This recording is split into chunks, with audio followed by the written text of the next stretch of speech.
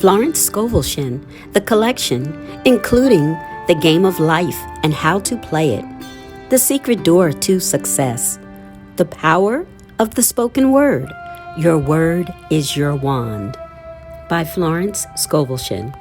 Published by Tribeca Books, printed in the USA. Cover design by Soho Books. Cover photo, Dreamtime. This reading, entitled The Collection by Florence ScovelShinn, is being narrated by Mary Muse. I stumbled upon this work of art by Florence ScovelShinn just prior to the beginning of pandemic in 2020. The creator of the heavens and the earth knew more than I how much I would need these words of wisdom, encouragement, and the power to overcome the most difficult of circumstances. Since 2020, there have been many tests, trials, tribulations, and challenges that we've all faced throughout pandemic. After the completion of this narration, please stay tuned for some of the words of inspiration that I received from reading these awesome works of art and my experiences throughout pandemic. 3, 2, 1. The Game of Life and How to Play It. The Game, Chapter 1. Most people consider life a battle, but it is not a battle. It is a game. It is a game, however, which cannot be played successfully without the knowledge of spiritual law. And the Old and the New Testaments give the rules of the game with wonderful clearness. Jesus Christ taught that it was a great game of giving and receiving. Whatsoever a man soweth, that shall he also reap. This means that whatever man sends out in word or deed will return to him. What he gives, he will receive. If he gives hate, he will receive hate. If he gives love, he will receive love. If he gives criticism, he will receive criticism. If he lies, he will be lied to. If he cheats, he will be cheated. We are taught also that the imaging faculty plays a leading part in the game of life. Keep thy heart or imagination with all diligence, for out of it are the issues of life. Proverbs 4:23. This means that what man images, sooner or later, externalizes in his affairs. I know of a man who feared a certain disease. It was a very rare disease and difficult to get, but he pictured it continually and read about it until it manifested in his body, and he died, the victim of distorted imagination. So we see, to play successfully the game of life, we must train the imaging faculty. A person with an imaging faculty, trained to image only good, brings into his life every righteous desire of his heart, health, wealth, love, friends, perfect self-expression, his highest ideals.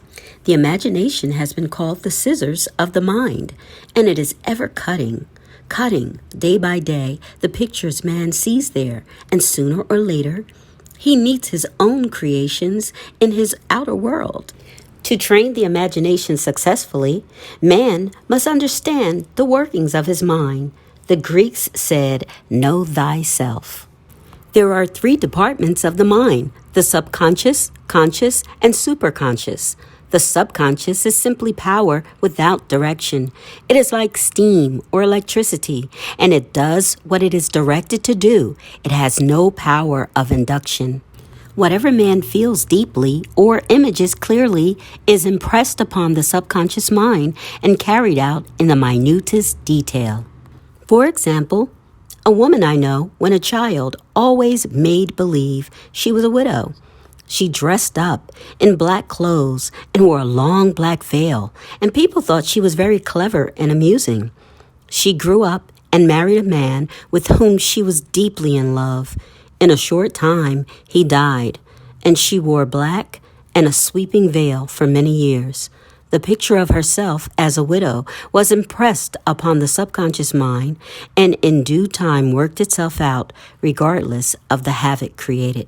The conscious mind has been called mortal or carnal mind.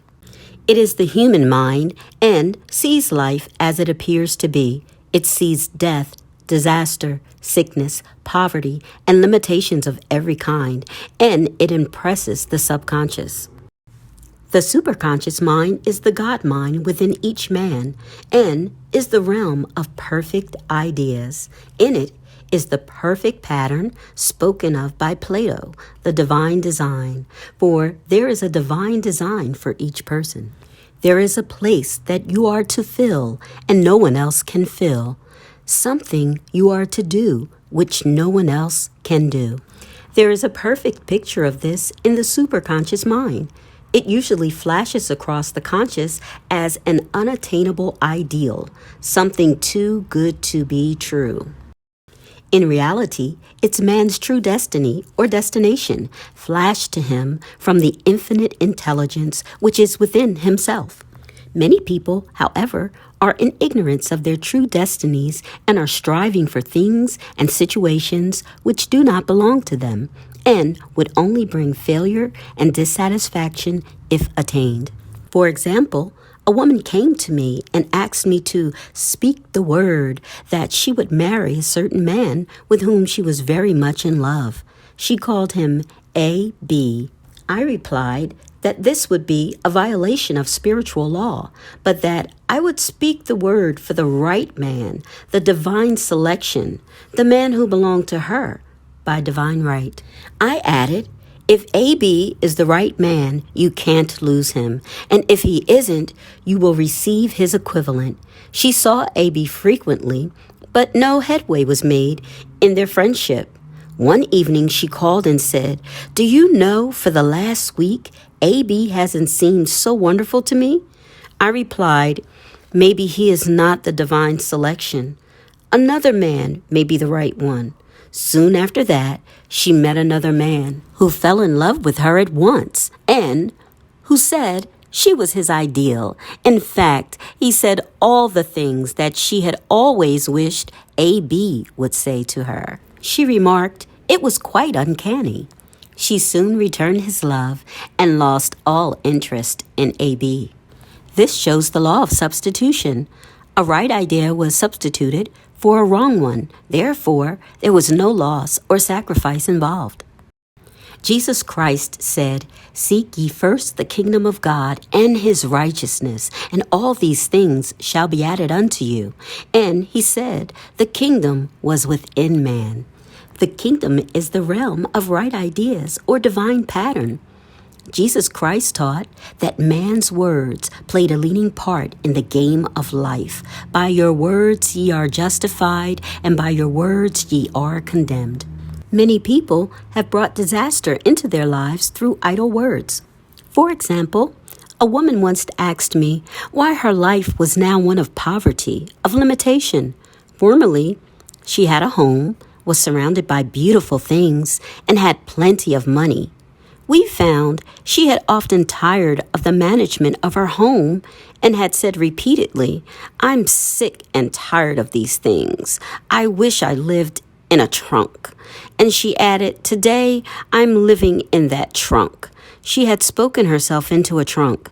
The subconscious mind has no sense of humor, and people often joke themselves into unhappy experiences. For example, a woman who had a great deal of money joked continually about getting ready for the poorhouse. In a few years, she was almost destitute, having impressed the subconscious mind with a picture of lack and limitation. Fortunately, the law works both ways, and a situation of lack may be changed to one of plenty. For example, a woman came to me one hot summer's day for a treatment for prosperity.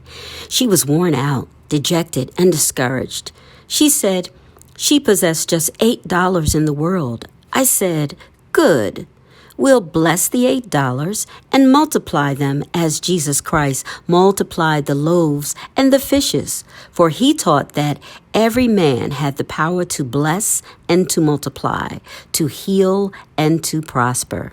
She said, "What shall I do next?" I replied, "Follow intuition. Have you a hunch to do anything or to go anywhere?" Intuition means intuition, or to be taught from within. It is man's unerring guide, and I will deal more fully with its laws in a following chapter. The woman replied, I don't know. I seem to have a hunch to go home. I've just enough money for car fare. Her home was in a distant city and was one of lack and limitation. And the reasoning mind or intellect would have said, stay in New York and get work and make some money. I replied, then go home. Never violate a hunch. I spoke the following words for her. Infinite Spirit, open the way for great abundance, for she is an irresistible magnet for all that belongs to her by divine right. I told her to repeat it continually also. She left for home immediately. In calling on a woman one day, she linked up with an old friend of her family. Through this friend, she received thousands of dollars in a most miraculous way. She has said to me often, tell people about the woman who came to you with $8 and a hunch.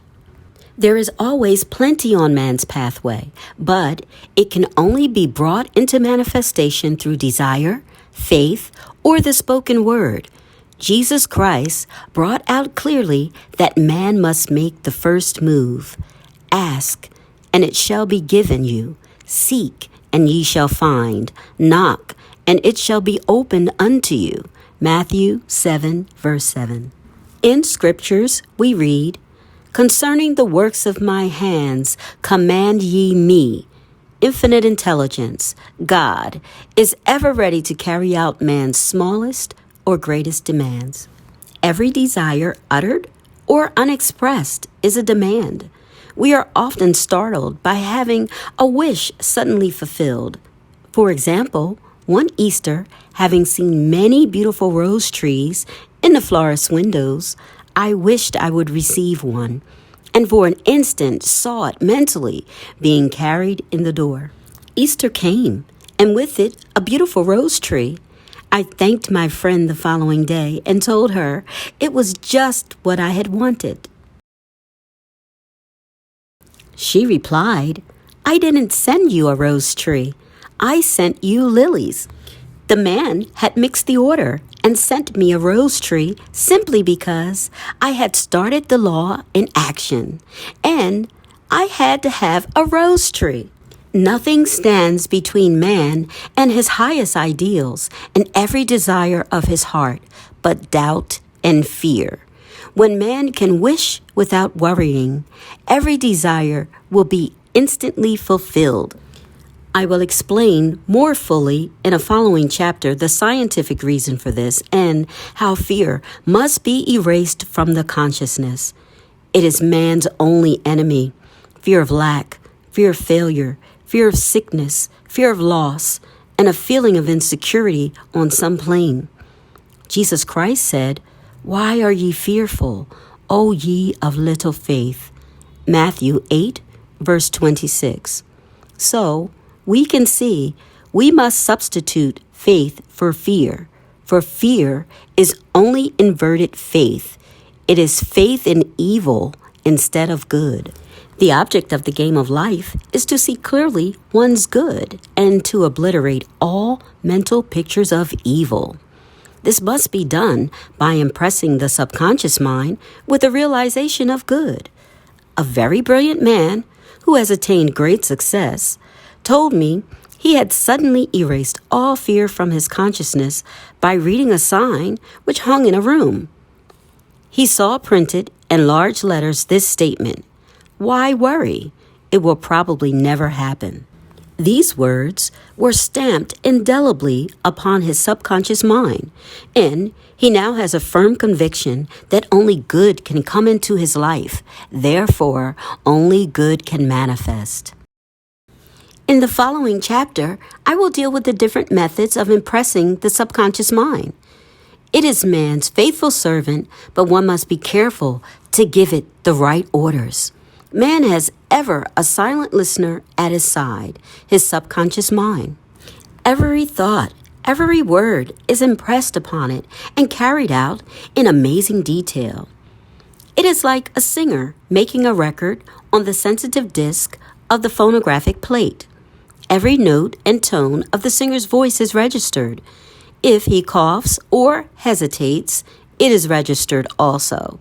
So let us break all the old bad records in the subconscious mind, the records of our lives, which we do not wish to keep, and make new and beautiful ones. Speak these words aloud with power and conviction. I now smash and demolish by my spoken word every untrue record in my subconscious mind. They shall return to the dust heap of their native nothingness, for they came from my own vain imaginings. I now make my perfect record through the Christ within, the records of health, wealth, love, and perfect self-expression. This is the square of life, the game completed. In the following chapters, I will show how man can change his conditions by changing his words. Any man who does not know the power of the word is behind the times. Death and life are in the power of the tongue. Proverbs 18, verse 21. The Game of Life and How to Play It by Florence ScovelShinn. Chapter 2, The Law of Prosperity. Yea, the Almighty shall be thy defense, and thou shalt have plenty of silver. One of the greatest messages given to the race through the scriptures is that God is man's supply, and that man can release through his spoken word all that belongs to him by divine right. He must, however, have perfect faith in his spoken word. Isaiah said, My word shall not return unto me void, but shall accomplish that whereunto it is sent. We know now that words and thoughts are a tremendous vibratory force, ever molding man's body and affairs. A woman came to me in great distress and said she was to be sued on the 15th of the month for $3,000. She knew no way of getting the money and was in despair. I told her God was her supply and that there is a supply for every demand. So I spoke the word. I gave thanks that the woman would receive $3,000 at the right time in the right way.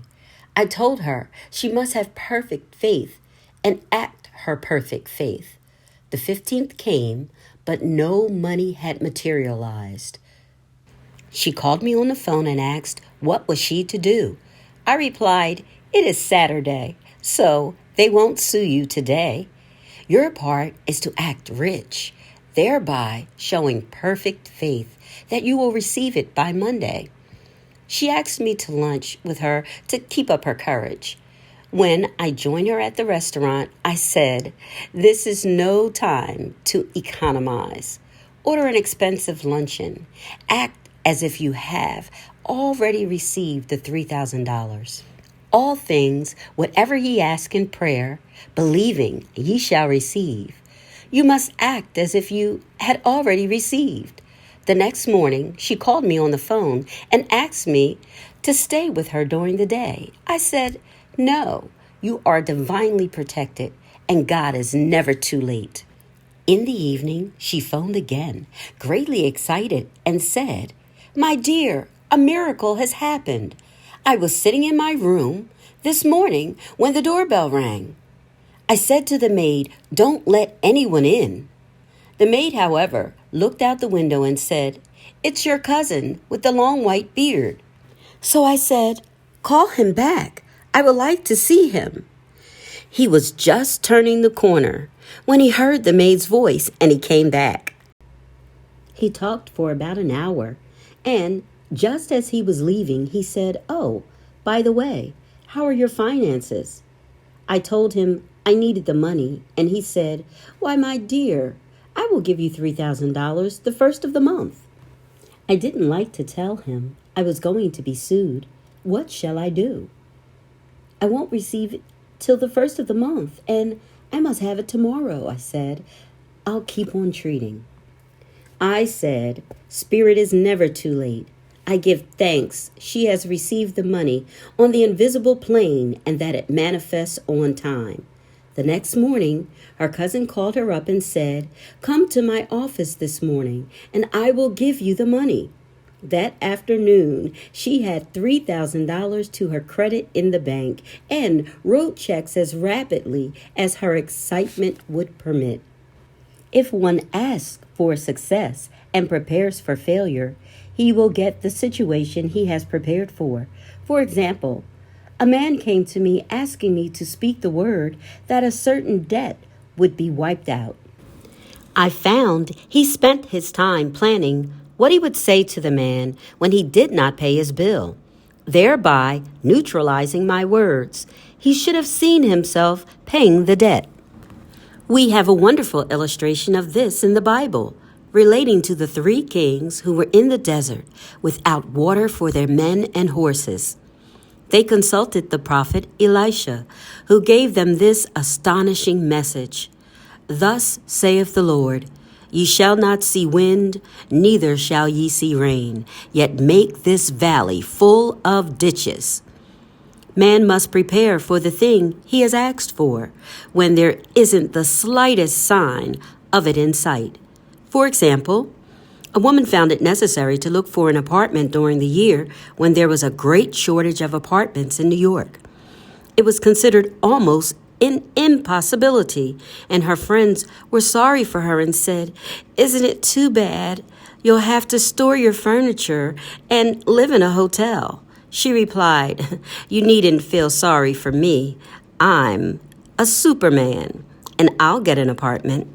She spoke the words, "Infinite Spirit, open the way for the right apartment." She knew there was a supply for every demand and that she was unconditioned, working on the spiritual plane, and that one with God is a majority. She had contemplated buying new blankets when the tempter, the adverse thought or reasoning mind, suggested, "Don't buy the blankets. Perhaps, after all, you won't get an apartment and you will have no use for them."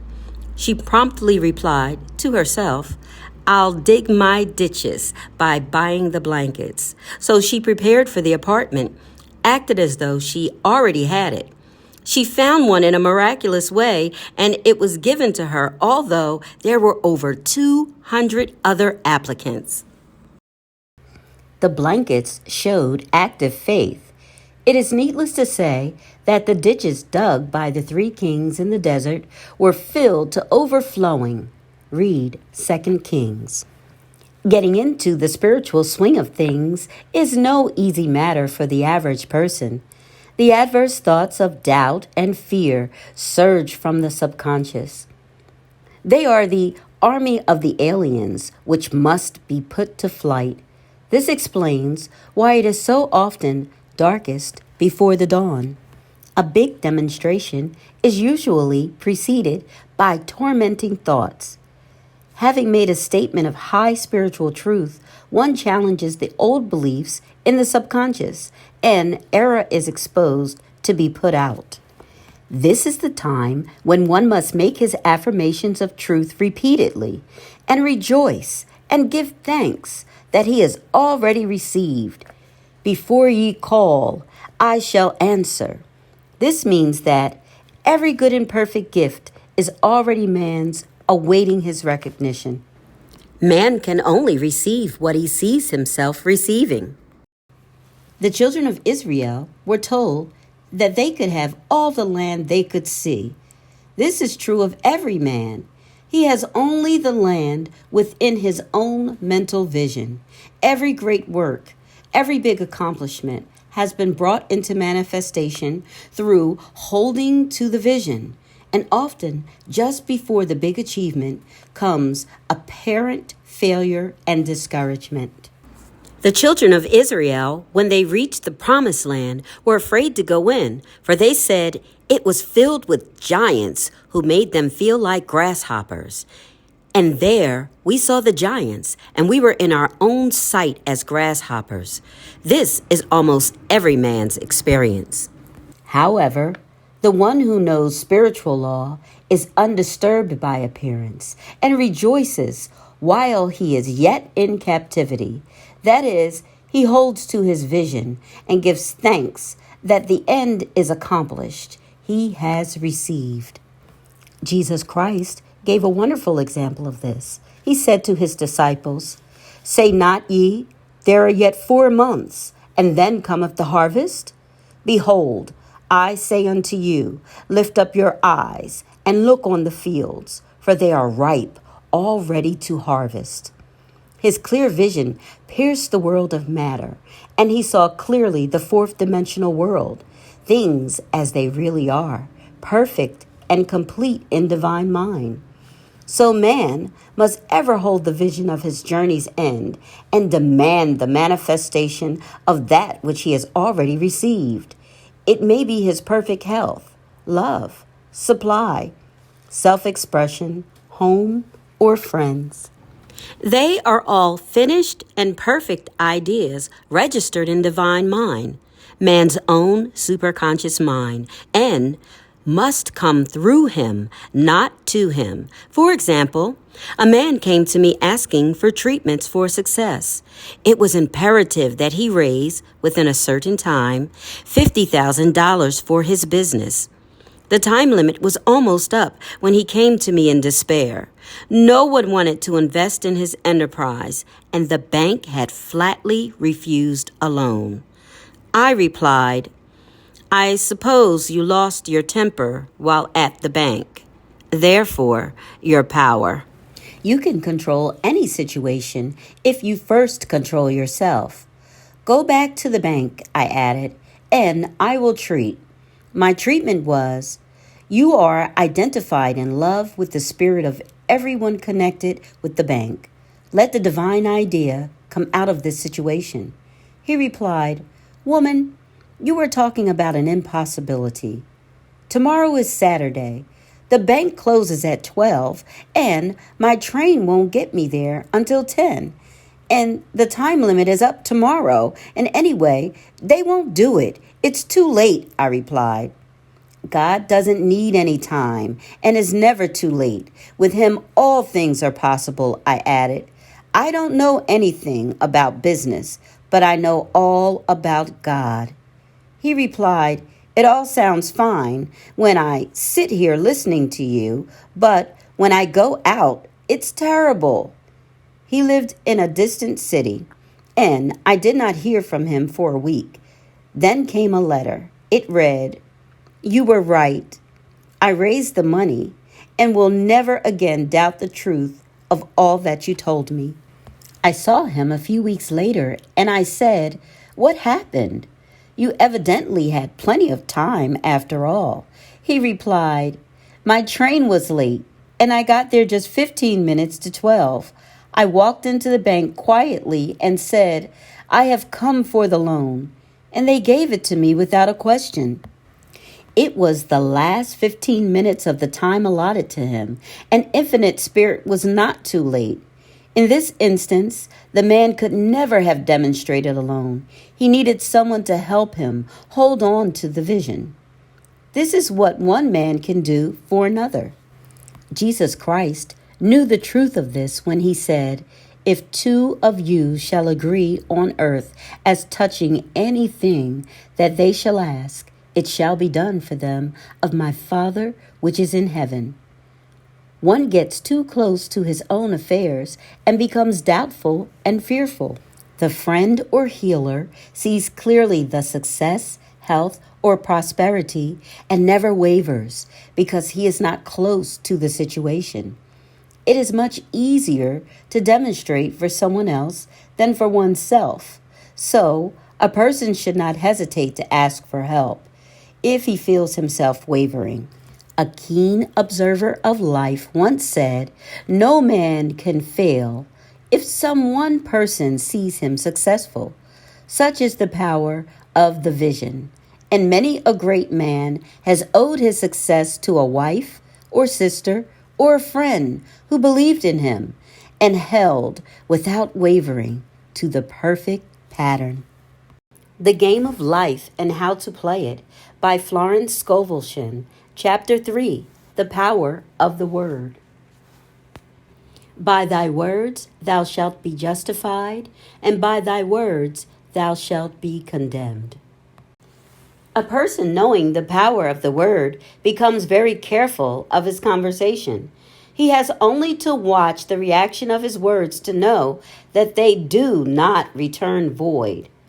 Through his spoken word, man is continually making laws for himself. I knew a man who said, "I always miss a car. It invariably pulls out just as I arrive." His daughter said, "I always catch a car. It's sure to come just as I get there." This occurred for years. Each had made a separate law for himself. One of failure, one of success. This is the psychology of superstitions. The horseshoe or rabbit's foot contains no power, but man's spoken word and belief that it will bring him good luck creates expectancy in the subconscious mind and attracts a lucky situation. I find, however, this will not work when man has advanced spiritually and knows a higher law. One cannot turn back and must put away graven images. For example, 2 men in my class had great success in business for several months when suddenly everything went to smash. We tried to analyze the situation, and I found instead of making their affirmations and looking to God for success and prosperity, they had each bought a lucky monkey. I said, "Oh, I see. You have been trusting in the lucky monkeys instead of God. Put away the lucky monkeys and call on the law of forgiveness, for man has power to forgive or neutralize his mistakes." They decided to throw the lucky monkeys down a coal hole, and all went well again. This does not mean, however, that one should throw away every lucky or name it or horseshoe about the house. But he must recognize that the power back of it is the one and only power, God, and that the object simply gives him a feeling of expectancy. I was with a friend one day who was in deep despair.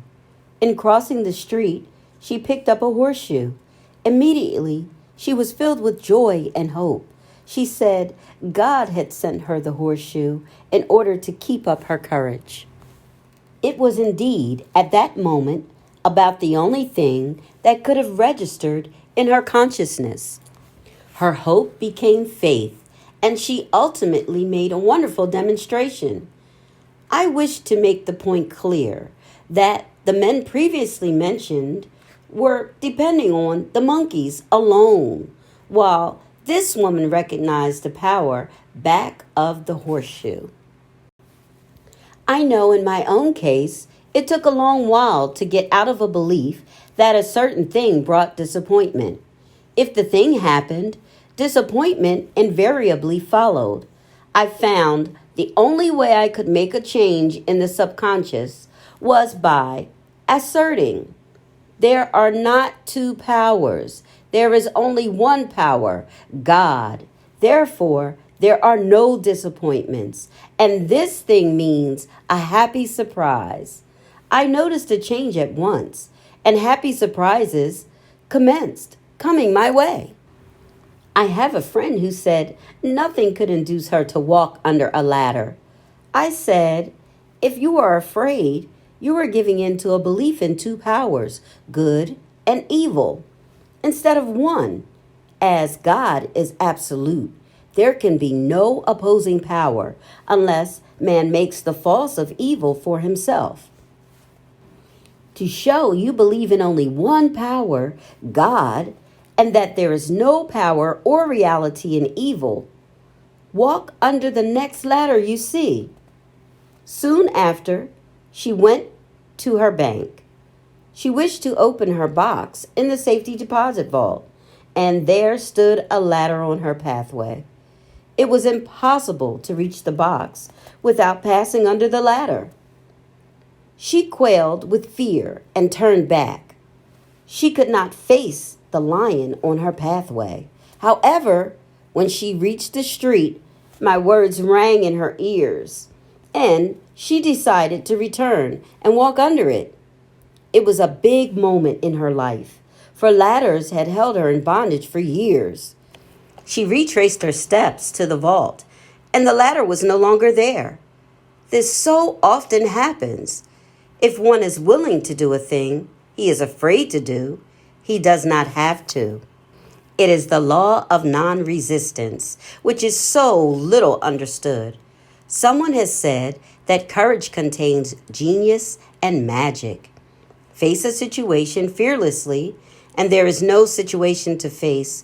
It falls away of its own weight. Thus, the invisible forces are ever working for man, who is always pulling the strings himself, though he does not know it. Owing to the vibratory power of words, whatever man voices, he begins to attract. People who continually speak of disease invariably attract it. After man knows the truth, he cannot be too careful with his words.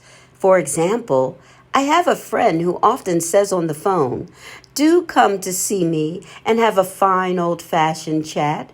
This old-fashioned chat means an hour of about 500 to 1,000 destructive words. The principal topics being loss, lack, failure, and sickness. I reply, "No, I thank you. I've had enough old-fashioned chats in my life. They are too expensive, but I will be glad to have a new-fashioned chat and talk about what we want, not what we don't want." There is an old saying that man dare use his words for these purposes, to heal, bless, or prosper. What man says of others will be said of him, and what he wishes for another, he is wishing for himself. Curses, like chickens, come home to roost. If a man wishes someone bad luck, he is sure to attract bad luck himself. If he wishes to aid someone to success, he is wishing and aiding himself to success. The body may be renewed and transformed through the spoken word and clear vision, and disease be completely wiped out of the consciousness. The metaphysician knows that all disease has a mental correspondence, and in order to heal the body, one must first heal the soul. The soul is the subconscious mind, and it must be saved from wrong thinking. In the 23rd Psalm we read, "He restoreth my soul." This means that the subconscious mind or soul must be restored with the right ideas, and the mystical marriage is the marriage of the soul and the spirit, or the subconscious and the superconscious mind. They must be one. When the subconscious is flooded with the perfect ideas of the superconscious, God and man are one. I and the Father are one. That is, he is one with the realm of perfect ideas. He is the man made in God's likeness and image, imagination, and is given power and dominion over all created things, his mind, body, and affairs. It is safe to say that all sickness and unhappiness comes from the violation of the law of love. A new commandment I give unto you, love one another. And in the game of life, love or goodwill takes every trick. For example, a woman I know had for years an appearance of a terrible skin disease. The doctors told her it was incurable, and she was in despair. She was on the stage, and she feared she would soon have to give up her profession, and she had no other means of support. She, however, procured a good engagement, and on the opening night made a great hit. She received flattering notices from the critics and was joyful and elated. The next day, she received a notice of dismissal. A man in the cast had been jealous of her success and had caused her to be sent away. She felt hatred and resentment taking complete possession of her, and she cried out, "Oh God, don't let me hate that man." That night, she worked for hours in the silence. She said, "I soon came into a very deep silence. I seemed to be at peace with myself, with the man, and with the whole world. I continued this for 2 following nights, and on the 3rd night, I found I was healed completely of the skin disease. In asking for love or goodwill, she had fulfilled the law, for love is the fulfilling of the law. And the disease, which came from subconscious resentment, was wiped out." Continual criticism produces rheumatism, as critical, inharmonious thoughts cause unnatural deposits in the blood, which settle in the joints. False growths are caused by jealousy, hatred, unforgiveness, fear, etc. Every dis-ease is caused by a mind not at ease. I said once in my class, there is no use asking anyone, "What's the matter with you?" We might just as well say, "Who's the matter with you?" Unforgiveness is the most prolific cause of dis-ease. It will harden arteries or liver and affect the eyesight. In its train are endless ills. I called on a woman one day who said she was ill from having eaten a poisoned oyster. I replied, "Oh no, the oyster was harmless. You poisoned the oyster." "What's the matter with you?" she answered. "Oh, about 19 people." She had quarreled with 19 people and had become so inharmonious that she attracted the wrong oyster. Any inharmony on the external indicates there is mental inharmony. As the within, so the without. Man's only enemies are within himself, and a man's foes shall be they of his own household. Personality is one of the last enemies to be overcome. As this planet is taking its initiation in love, it was Christ's message: peace on earth, goodwill towards man. The enlightened man, therefore, endeavors to perfect himself upon his neighbor. His work is with himself, to send our goodwill and blessings to every man. And the marvelous thing is that if one blesses a man, he has no power to harm him. For example, a man came to me asking to treat for success in business. He was selling machinery, and a rival had appeared on the scene with what he proclaimed was a better machine, and my friend feared defeat. I said, "First of all, we must wipe out all fear and know that God protects your interests, and that a divine idea must come out of the situation. That is, the right machine will be sold by the right man to the right man." And I added, "Don't hold one critical thought towards that man. Bless him all day, and be willing not to sell your machine if it isn't the divine idea." So he went to the meeting, fearless and non-resistant, and blessing the other man. He said the outcome was very remarkable. The other man's machine refused to work, and he sold his without the slightest difficulty.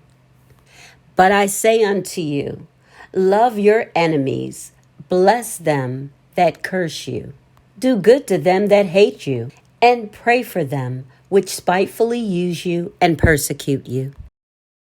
Goodwill produces a great aura of protection about the one who sends it, and no weapon that is formed against him shall prosper. In other words, love and goodwill destroy the enemies within oneself. Therefore, one has no enemies on the external. There is peace on earth for those who send goodwill to man. The collection by Florence ScovelShinn. Chapter 4, The Power of Non-Resistance. Resist not evil, be not overcome of evil, but overcome evil with good. Nothing on earth can resist an absolutely non-resistant person. The Chinese say that water is the most powerful element because it is perfectly non-resistant. It can wear away a rock and sweep all before it. Jesus Christ said, "Resist not evil, for he knew in reality there is no evil. Therefore, nothing to resist. Evil has come of man's vain imagination or a belief in two powers, good and evil." There is an old legend that Adam and Eve ate of Maya, the tree of illusion, and saw two powers instead of one power, God. Therefore, evil is a false law man has made for himself through psychoma or soul sleep. Soul sleep means that man's soul has been hypnotized by the race belief of sin, sickness, and death, etc., which is carnal or mortal thought, and his affairs have outpictured his illusions. We have read in the preceding chapter that man's soul is his subconscious mind, and whatever he feels deeply, good or bad, is outpictured by that faithful servant. His body and affairs show forth what he has been picturing. The sick man has pictured sickness, the poor man, poverty, the rich man, wealth.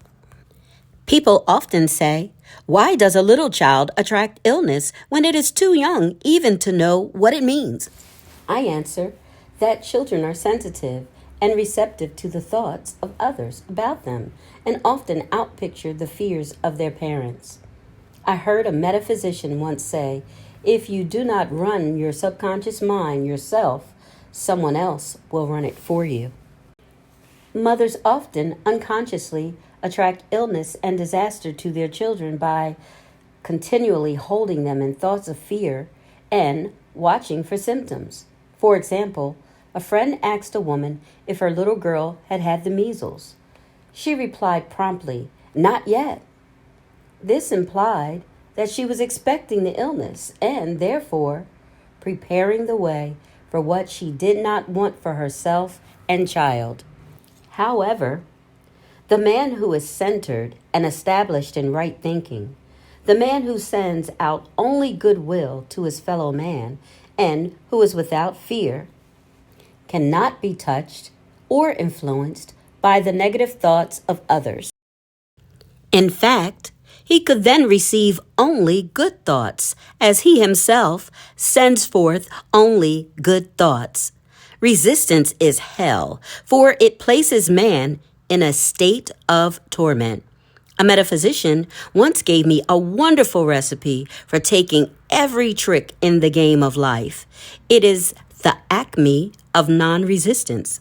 He gave it in this way. At one time in my life, I baptized children, and of course, they had many names. Now, I no longer baptize children, but I baptize events. But I give every event the same name. If I have a failure, I baptize it success in the name of the Father and of the Son and of the Holy Ghost. In this, we see the great law of transmutation, founded on non-resistance. Through his spoken word, every failure was transmuted into success. For example, a woman who required money and who knew the spiritual law of opulence was thrown continually in a business way with a man who made her feel very poor. He talked lack and limitation, and she commenced to catch his poverty thoughts, so she disliked him and blamed him for her failure.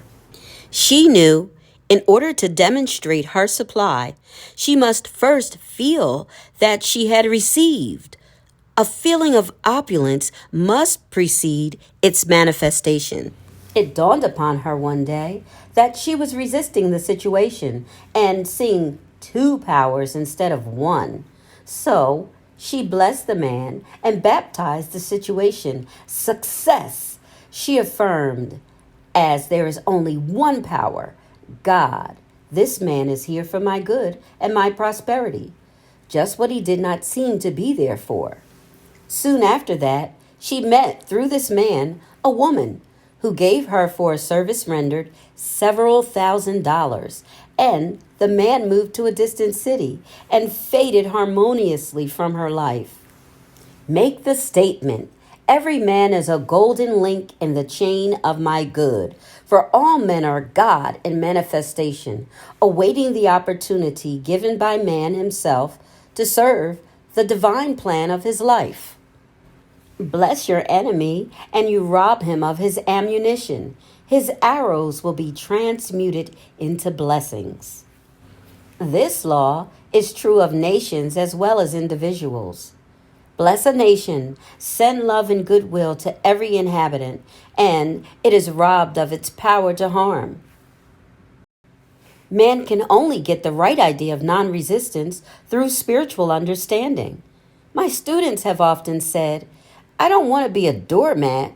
I reply, when you use non-resistance with wisdom, no one will ever be able to walk over you. Another example. One day, I was impatiently awaiting an important telephone call. I resisted every call that came in and made no outgoing calls myself, reasoning that it might interfere with the one I was awaiting. Instead of saying, divine ideas never conflict, the call will come at the right time, leaving it to infinite intelligence to arrange, I commenced to manage things myself. I made the battle mine, not God's, and remained tense and anxious. The bell did not ring for about an hour, and I glanced at the phone and found the receiver had been off that length of time, and the phone was disconnected. My anxiety, fear, and belief in interference had brought on a total eclipse of the telephone. Realizing what I had done, I commenced blessing the situation at once. I baptized it success and affirmed, I cannot lose any call that belongs to me by divine right. I am under grace and not under law. A friend rushed out to the nearest telephone to notify the company to reconnect. She entered a crowded grocery, but the proprietor left his customers and attended to the call himself. My phone was connected at once, and 2 minutes later, I received a very important call, and about a half an hour afterward, the one I had been awaiting. When ships come in over a calm sea, so long as man resists a situation, he will have it with him.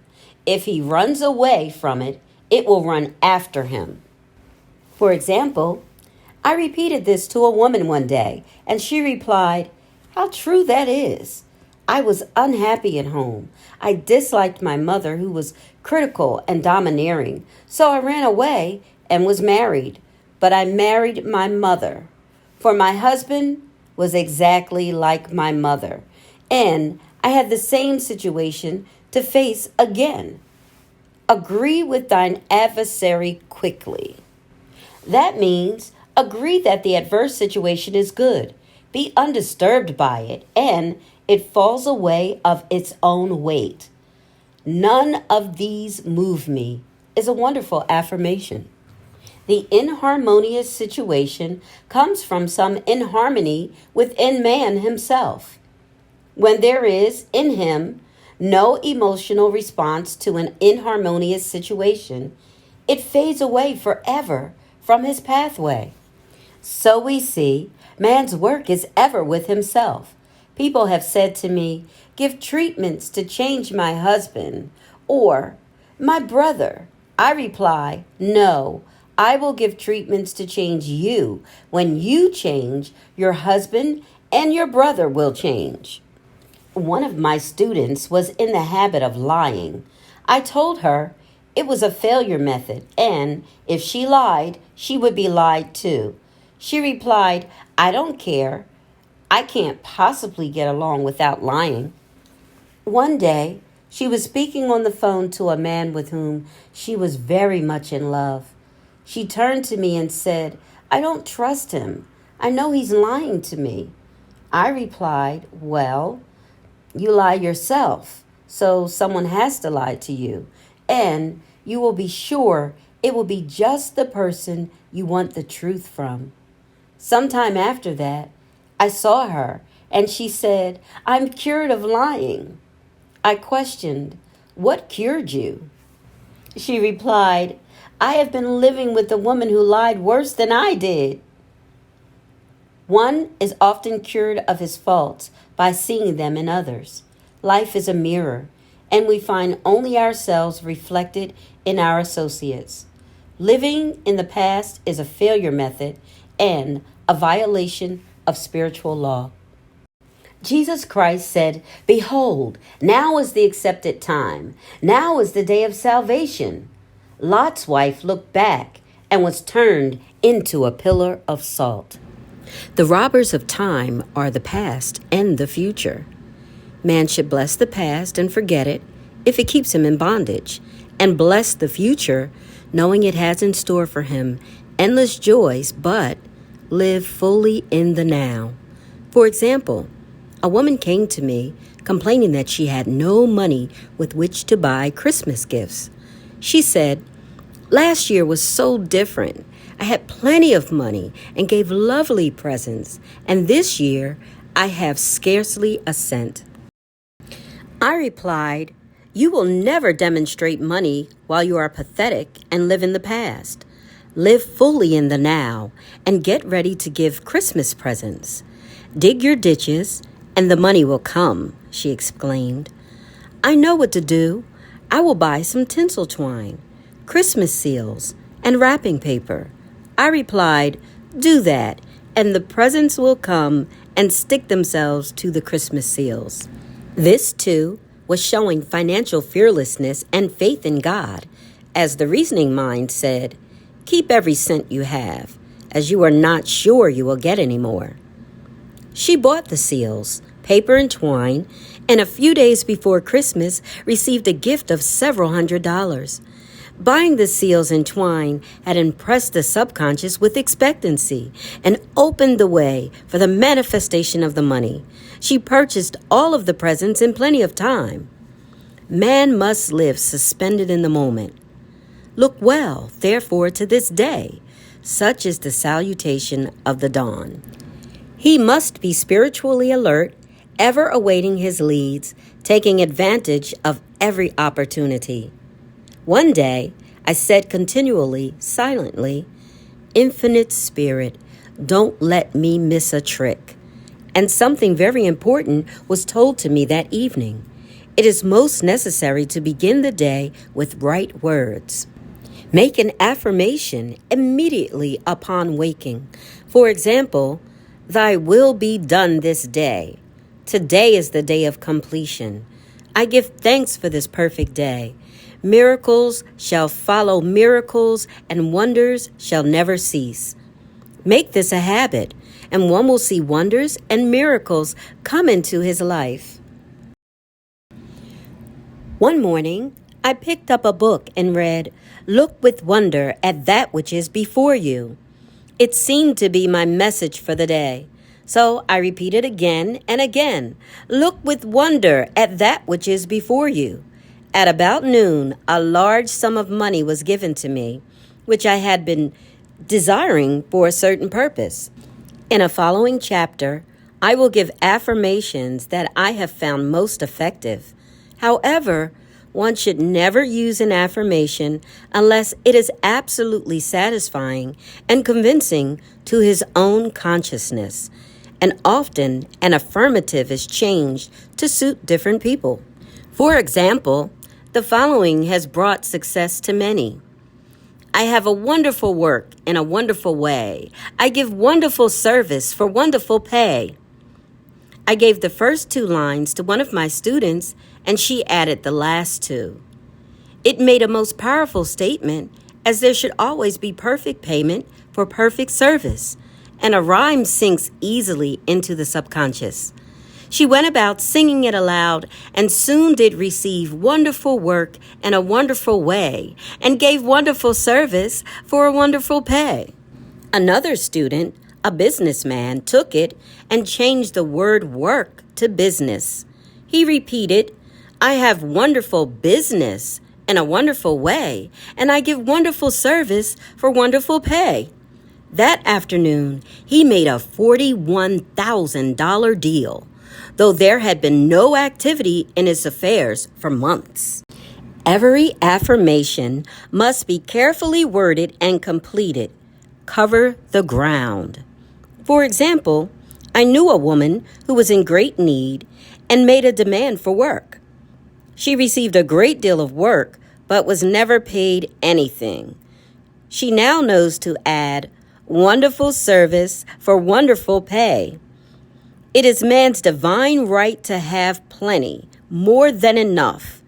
His barns should be full, and his cup should flow over. This is God's idea for man, and when man breaks down the barriers of lack in his own consciousness, the golden age will be his, and every righteous desire of his heart fulfilled. Chapter 5. The Law of Karma and the Law of Forgiveness. Man receives only that which he gives. The game of life is a game of boomerangs. Man's thoughts, deeds, and words return to him sooner or later with astounding accuracy. This is the law of karma, which is Sanskrit for come back. Whatsoever a man soweth, that shall he also reap. For example, a friend told me this story of herself, illustrating the law. She said, I make all my karma on my aunt. Whatever I say to her, someone says to me.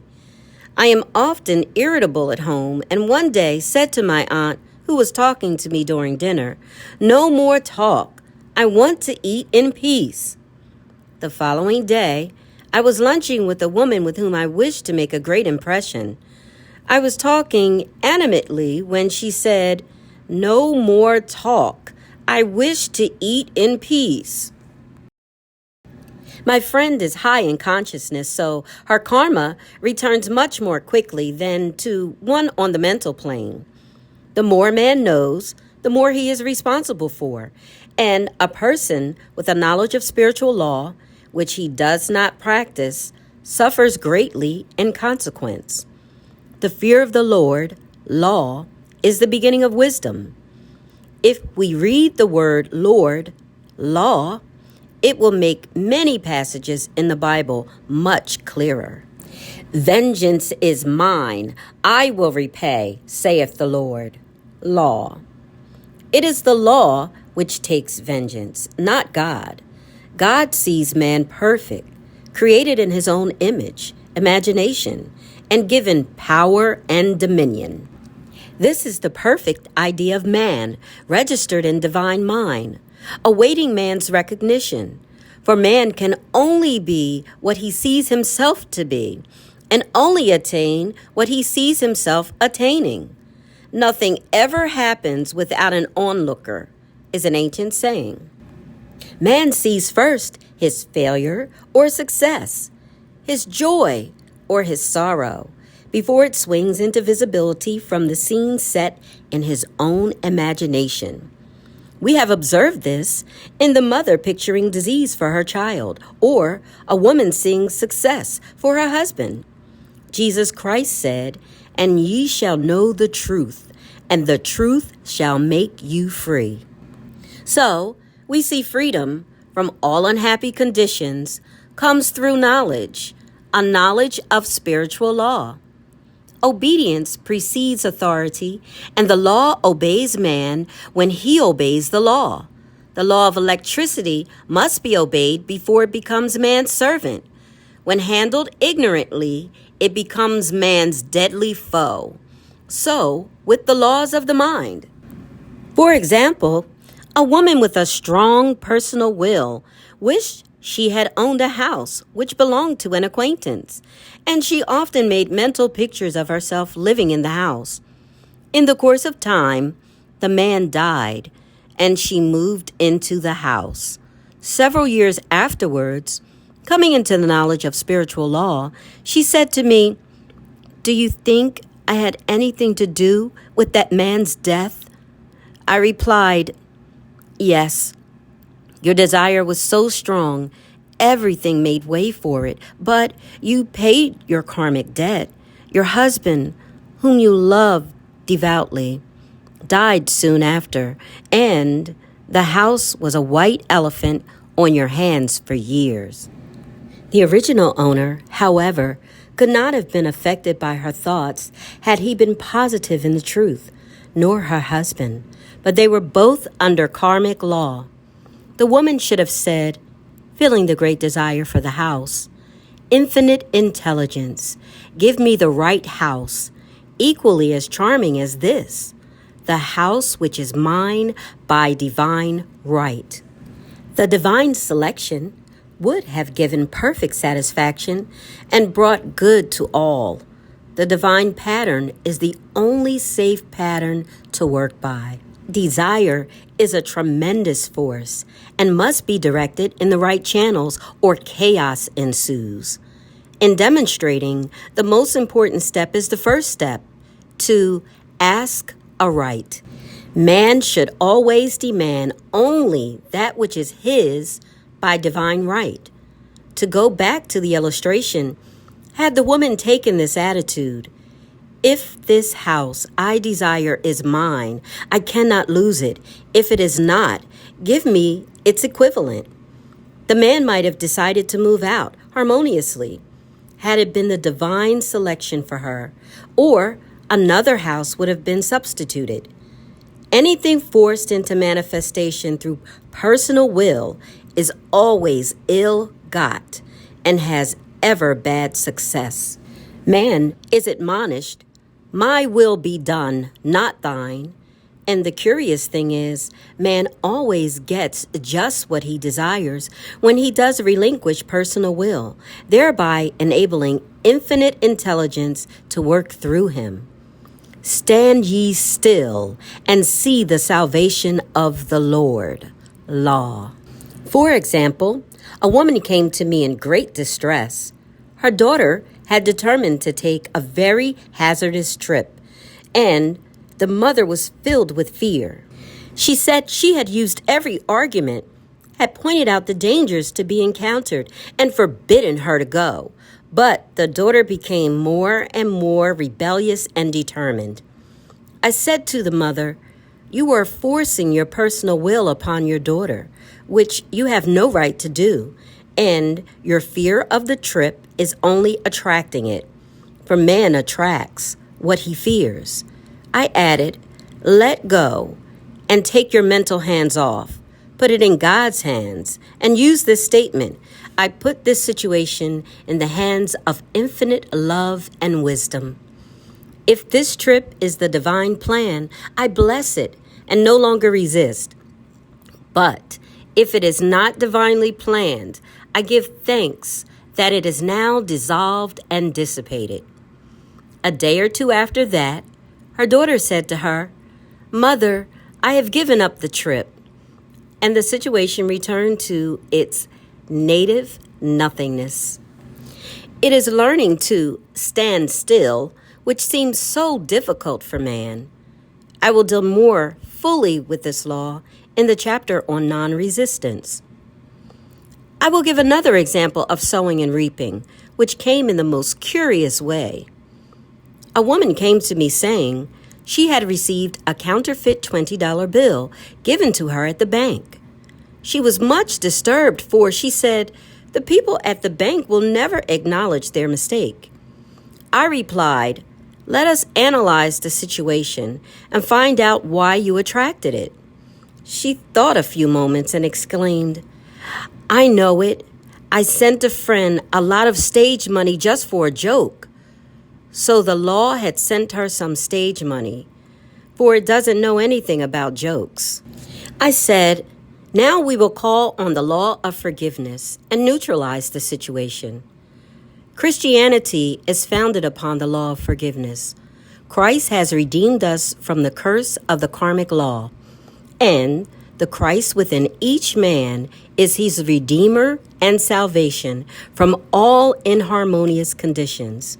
So I said, Infinite Spirit, we call on the law of forgiveness and give thanks that she is under grace and not under law, and cannot lose this $20, which is hers by divine right.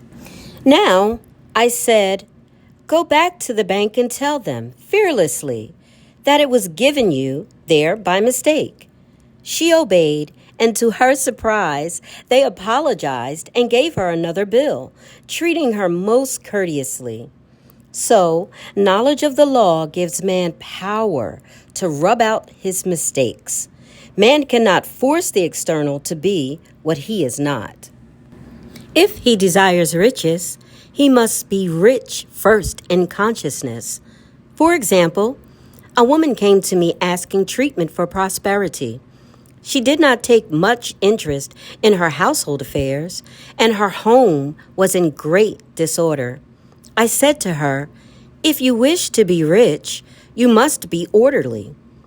All men with great wealth are orderly, and order is heaven's first law. I added, you will never become rich with a burnt match in the pincushion. She had a good sense of humor and commenced immediately, putting her house in order.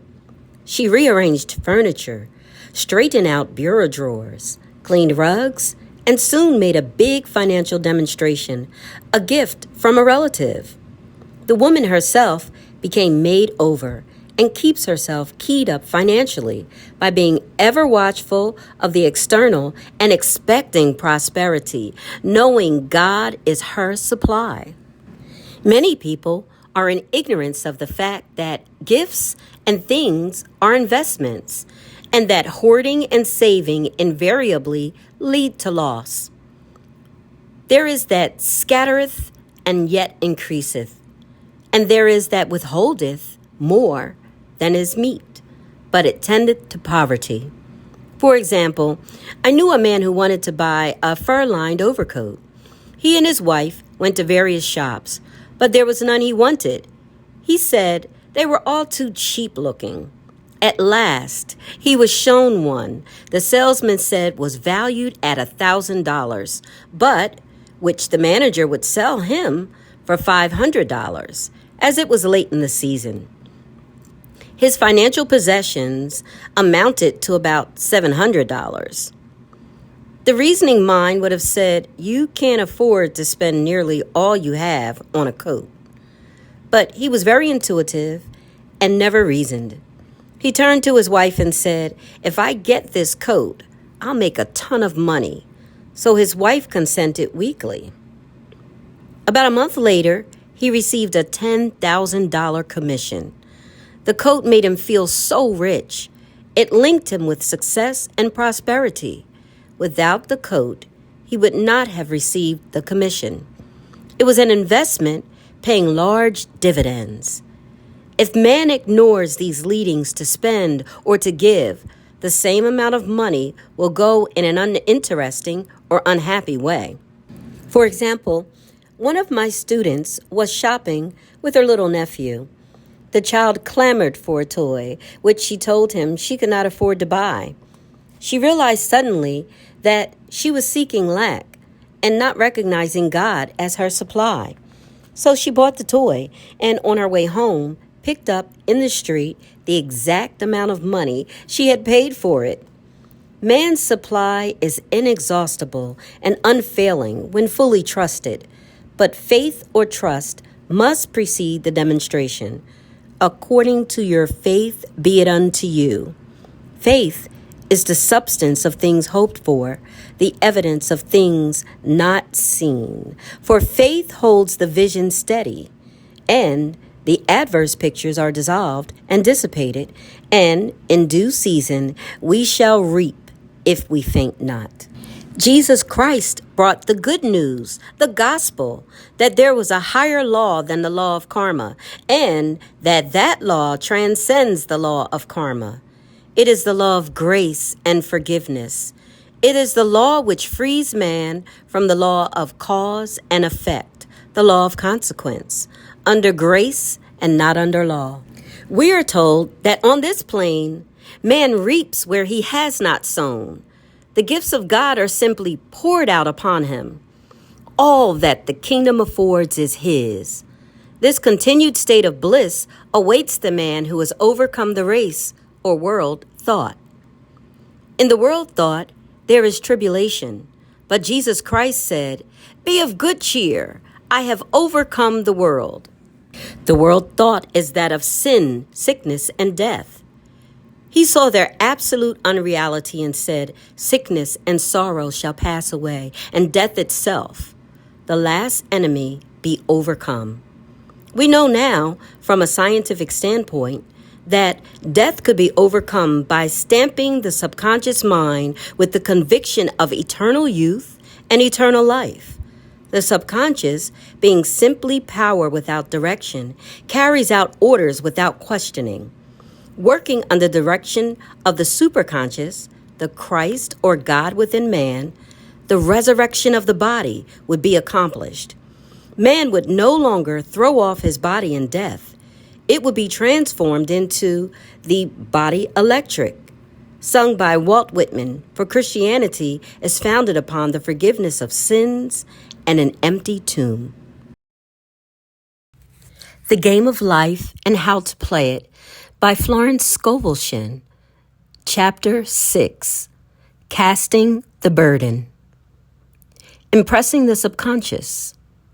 When man knows his own powers and the workings of his mind, his great desire is to find an easy and quick way to impress the subconscious with good, for simply an intellectual knowledge of the truth will not bring results.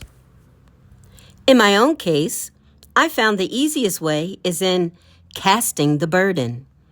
A metaphysician once explained it in this manner. He said, "The only thing which gives anything weight in nature is the law of gravitation. And if a boulder could be taken high above the planet, there would be no weight in that boulder." And that is what Jesus Christ meant when he said, "My yoke is easy and my burden is light."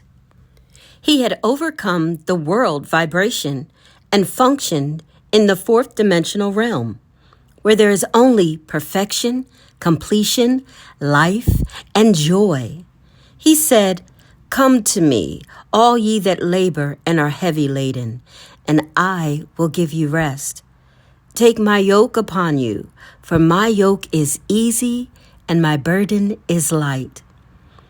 We are also told in the 55th Psalm to cast thy burden upon the Lord. Many passages in the Bible state that the battle is God's, not man's, and that man is always to stand still and see the salvation of the Lord. This indicates that the superconscious mind, or Christ within, is the department which fights man's battle and relieves him of burdens. We see, therefore, that man violates law if he carries a burden, and a burden is an adverse thought or condition. And this thought or condition has its root in the subconscious. It seems almost impossible to make any headway directing the subconscious from the conscious or reasoning mind, as the reasoning mind, the intellect, is limited in its conceptions and filled with doubts and fears. How scientific it then is to cast the burden upon the superconscious mind, or Christ within, where it is made light or dissolved into its native nothingness. For example, a woman in urgent need of money made light upon the Christ within, the superconscious, with the statement, "I cast this burden of lack on the Christ within, and I go free to have plenty." The belief in lack was her burden, and as she cast it upon the superconscious, with its belief of plenty, an avalanche of supply was the result. We read, "The Christ in you, the hope of glory." Another example. One of my students had been given a new piano, and there was no room in her studio for it until she had moved out the old one. She was in a state of perplexity. She wanted to keep the old piano, but knew of no place to send it. She became desperate, as the new piano was to be sent immediately. In fact, was on its way, with no place to put it. She said it came to her to repeat, "I cast this burden on the Christ within, and I go free." A few moments later, her phone rang, and a woman friend asked if she might rent her old piano, and it was moved out a few minutes before the new one arrived. I knew a woman whose burden was resentment. She said, "I cast this burden of resentment on the Christ within, and I go free to be loving, harmonious, and happy." The almighty superconscious flooded the subconscious with love, and her whole life was changed. For years, resentment had held her in a state of torment and imprisoned her soul, the subconscious mind. The statement should be made over and over and over, sometimes for hours at a time, silently or audibly, with quietness but determination. I have often compared it to winding up a Victrola. We must wind ourselves up with spoken words. I have noticed, in casting the burden, after a little while, one seems to see clearly. It is impossible to have clear vision while in the throes of carnal mind. Doubts and fear poison the mind and body, and imagination runs riot, attracting disaster and disease. In steadily repeating the affirmation, "I cast this burden on the Christ within and go free," the vision clears, and with it, a feeling of relief. And sooner or later comes the manifestation of good, be it health, happiness, or supply. One of my students once asked me to explain the darkness before the dawn. I referred in a preceding chapter to the fact that often, before the big demonstration, everything seems to go wrong, and deep depression clouds the consciousness. It means that out of the subconscious are rising the doubts and fears of the ages. These old derelicts of the subconscious rise to the surface to be put out. It is then that man should clap his cymbals like Jehoshaphat and give thanks that he is saved, even though he seemed surrounded by the enemy, the situation of lack or disease. The student continued, "How long must one remain in the dark?" And I replied, "Until one can see in the dark, and casting the burden enables one to see in the dark." In order to impress the subconscious, active faith is always essential. Faith without works is dead. In these chapters, I have endeavored to bring out this point. Jesus Christ showed active faith when he commanded the multitude to sit down on the ground before he gave thanks for the loaves and the fishes. I will give you another example showing how necessary this step is. In fact, active faith is the bridge over which man passes to his promised land. Through misunderstanding, a woman had been separated from her husband, whom she loved deeply. He refused all offers of reconciliation and would not communicate with her in any way. Coming into the knowledge of spiritual law, she denied the appearance of separation. She made this statement: "There is no separation in divine mind. Therefore, I cannot be separated from the love and companionship which are mine by divine right." She showed active faith by arranging a place for him at the table every day, thereby impressing the subconscious with a picture of his return. Over a year passed, but she never wavered, and one day he walked in. The subconscious is often impressed through music. Music has a fourth dimensional quality and releases the soul from imprisonment. It makes wonderful things seem possible and easy of accomplishment. I have a friend who uses her Victrola daily for this purpose. It puts her in perfect harmony and releases the imagination. Another woman often dances while making her affirmations. The rhythm and harmony of music and motion carry her words forth with tremendous power. The student must remember also not to despise the day of small things. Invariably, before a demonstration come signs of land. Before Columbus reached America, he saw birds and twigs, which showed him land was near. So it is with a demonstration, but often the student mistakes it for the demonstration itself and is disappointed. For example, a woman had spoken the word for a set of dishes. Not long afterwards, a friend gave her a dish which was old and cracked. She came to me and said, "Well, I asked for a set of dishes and all I got was a cracked plate."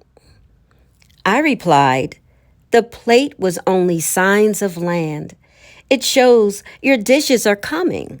Look upon it as birds and seaweed."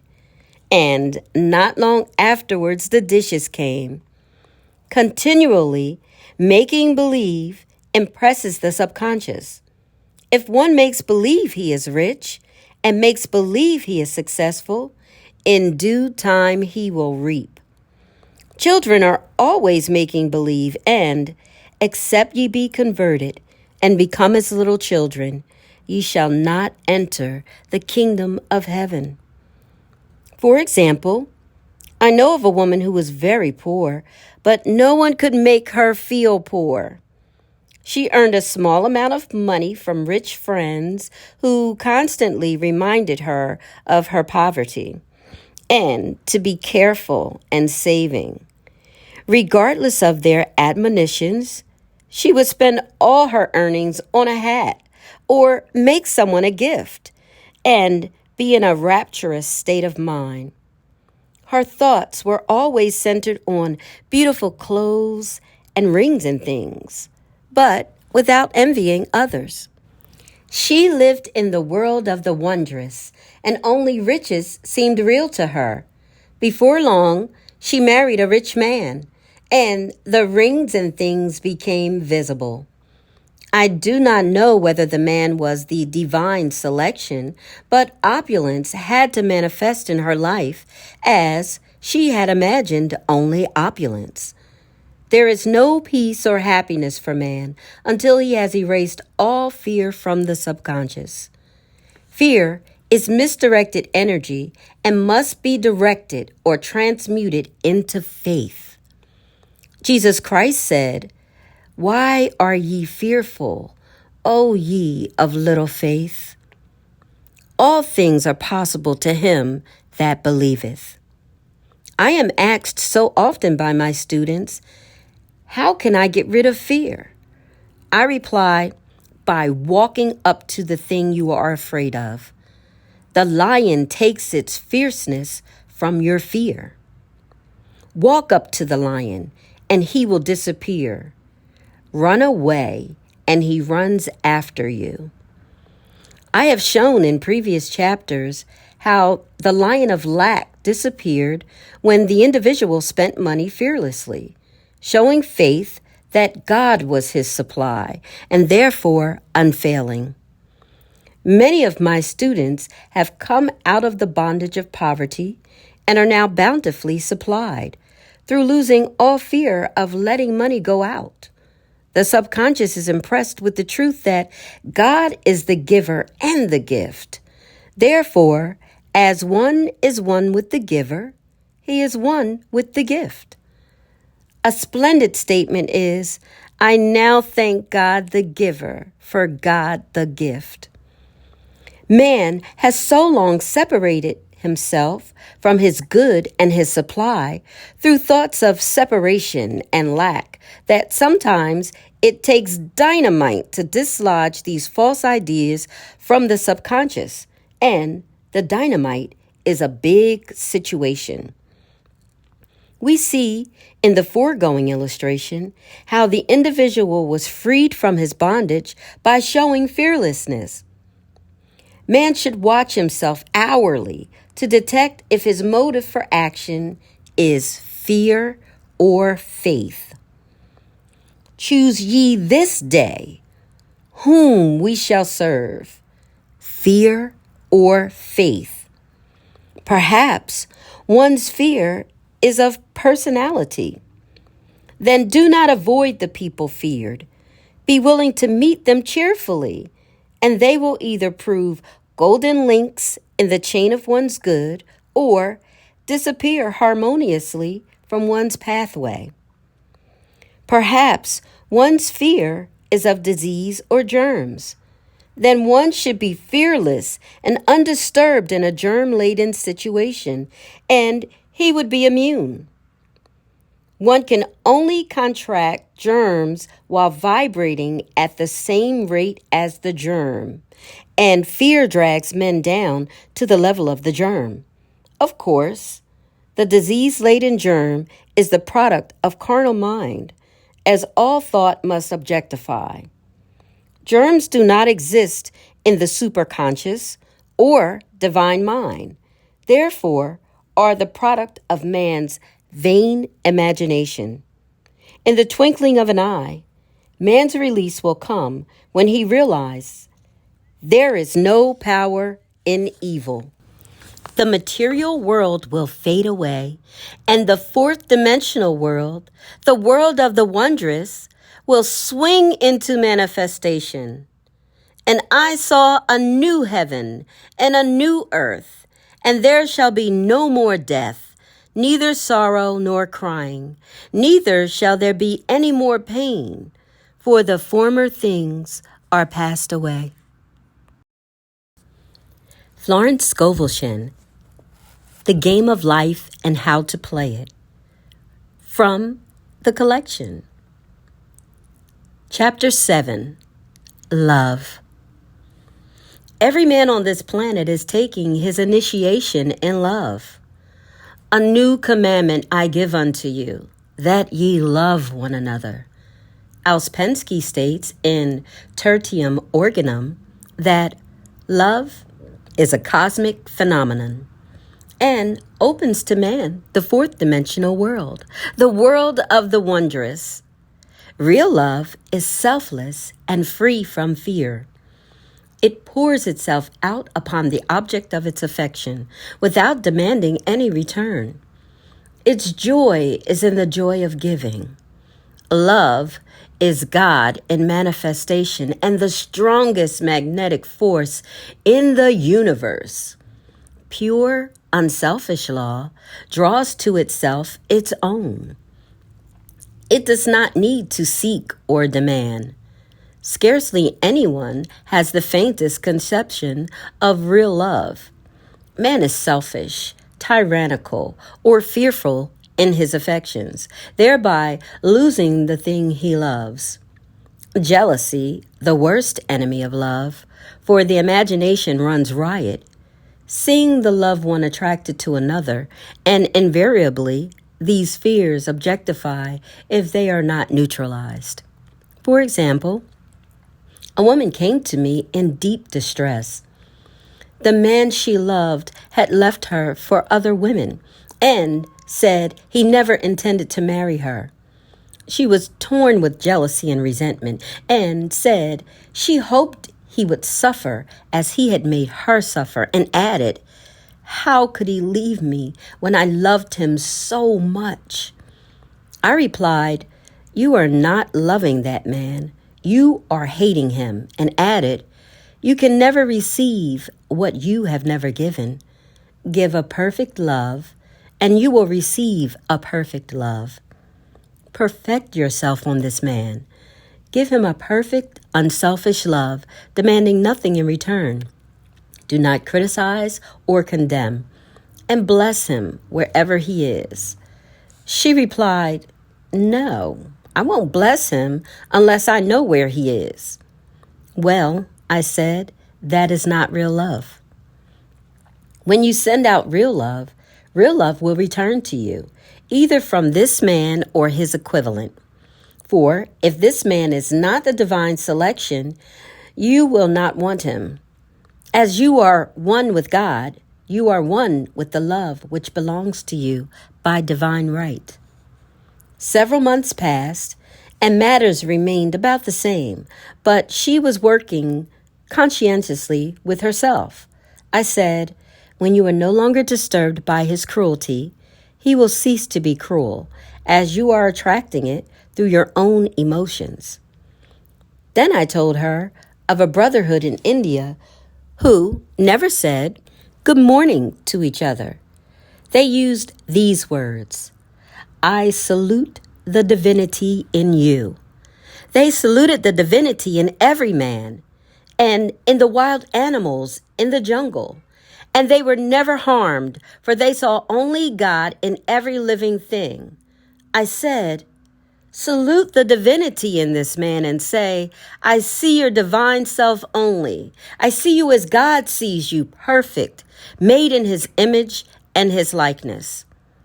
She found she was becoming more poised and gradually losing her resentment. He was a captain, and she always called him the Cap.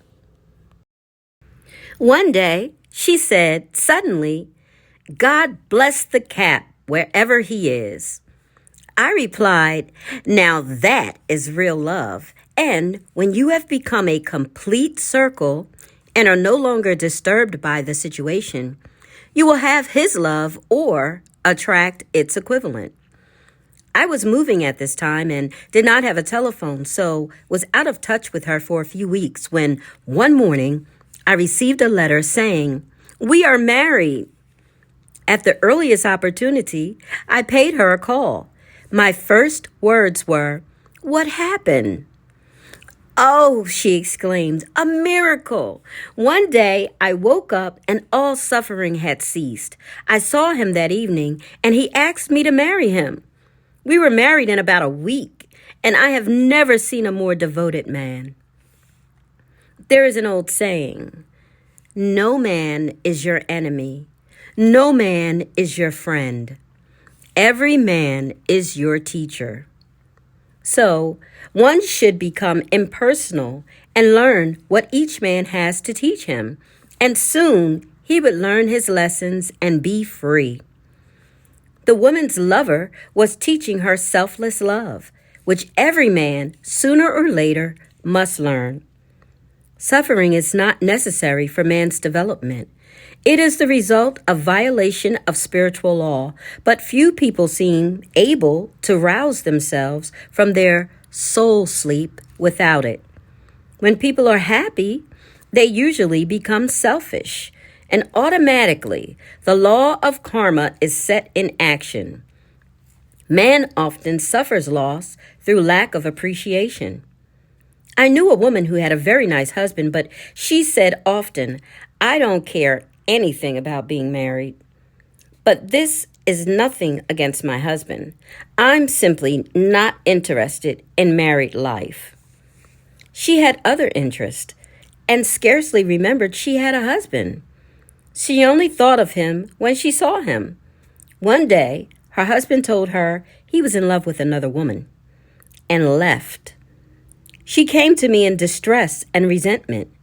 I replied, it is exactly what you spoke the word for. You said you didn't care anything about being married, so the subconscious worked to get you unmarried.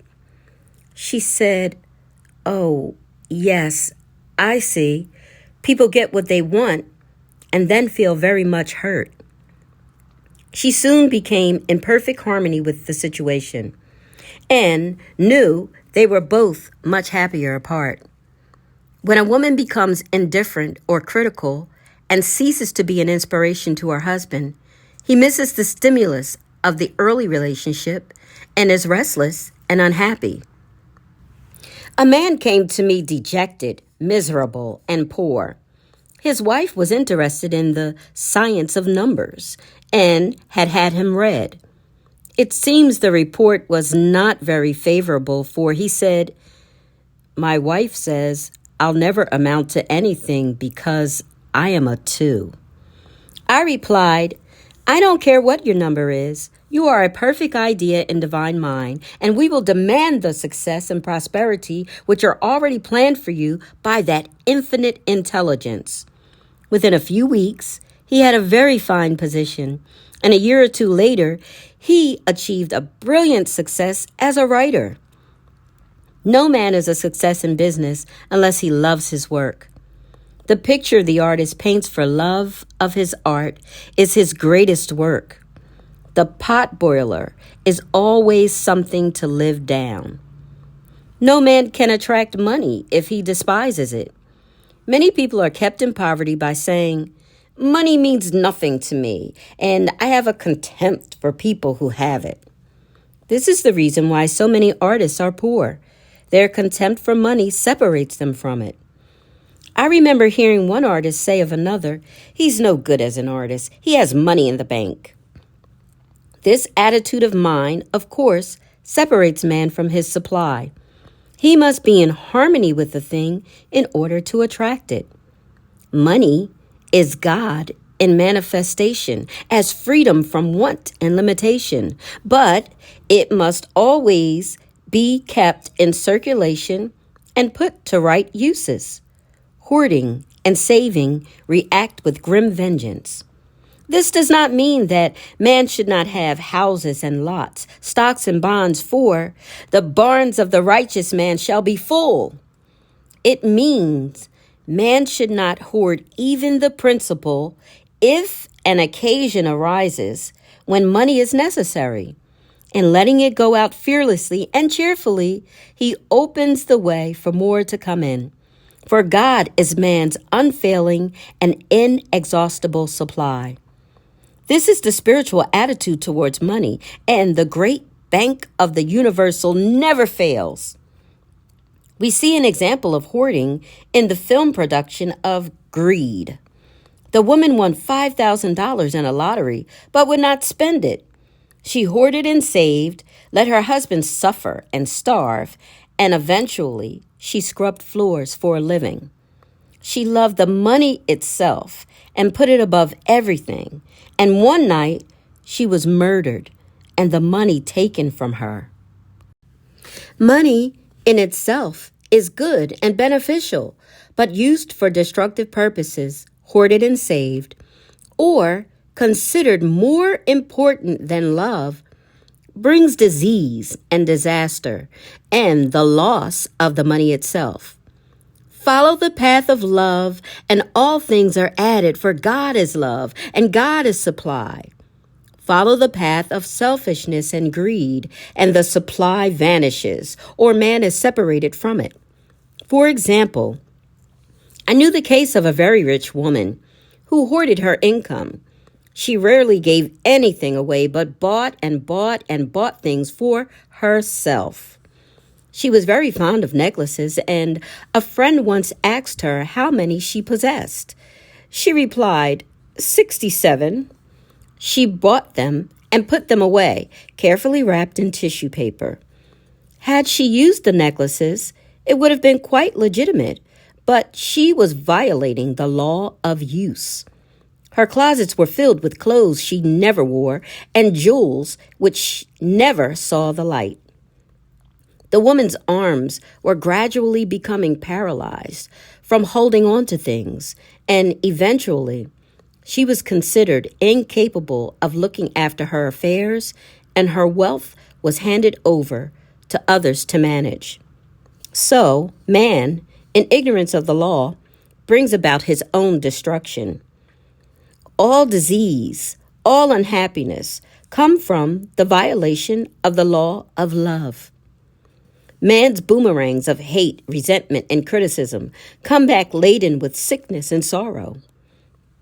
Love seems almost a lost art, but the man with the knowledge of spiritual law knows it must be regained, for without it, he has become as sounding brass and tinkling cymbals. For example, I had a student who came to me month after month to clean her consciousness of resentment. After a while, she arrived at the point where she resented only one woman, but that woman kept her busy. Little by little, she became poised and harmonious, and one day, all resentment was wiped out. She came in radiant and exclaimed, "You can't understand how I feel." The woman said something to me, and instead of being furious, I was loving and kind, and she apologized and was perfectly lovely to me. No one can understand the marvelous lightness I feel within. Love and goodwill are invaluable in business. For example, a woman came to me complaining of her employer. She said she was cold and critical and knew she did not want her in the position.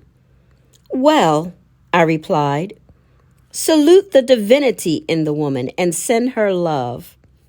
She said, "I can't. She's a marble woman." I answered, "You remember the story of the sculptor who asked for a certain piece of marble? He was asked why he wanted it, and he replied, 'Because there is an angel in the marble,' and out of it he produced a wonderful work of art." She said, "Very well, I'll try it." A week later, she came back and said, "I did what you told me to," and now the woman was very kind and took me out in her car. People are sometimes filled with remorse for having done someone an unkindness perhaps years ago. If the wrong cannot be righted, its effect can be neutralized by doing someone a kindness in the present. This one thing I do, forgetting those things which are behind, and reaching forth unto those things which are before. Sorrow, regret, and remorse tear down the cells of the body and poison the atmosphere of the individual. A woman said to me in deep sorrow, "Treat me to be happy and joyous, for my sorrow makes me so irritable with the members of my family that I keep making more karma." I was asked to treat a woman who was mourning for her daughter. I denied all belief in loss and separation and affirmed that God was the woman's joy, love, and peace. The woman gained her poise at once, but sent word by her son not to treat any longer because she was so happy it wasn't respectable. So, mortal mind loves to hang on to its griefs and regrets. I knew a woman who went about bragging of her troubles, so, of course, she always had something to brag about. The old idea was if a woman did not worry about her children, she was not a good mother.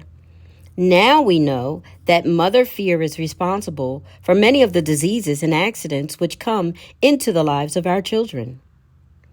For fear pictures vividly the disease or situation feared, and these pictures objectify, if not neutralized.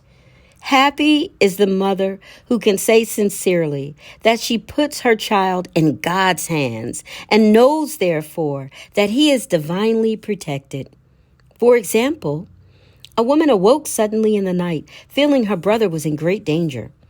Instead of giving in to her fears, she commenced making statements of truth, saying, "Man is a perfect idea in divine mind and is always in his right place. Therefore, my brother is in his right place and is divinely protected."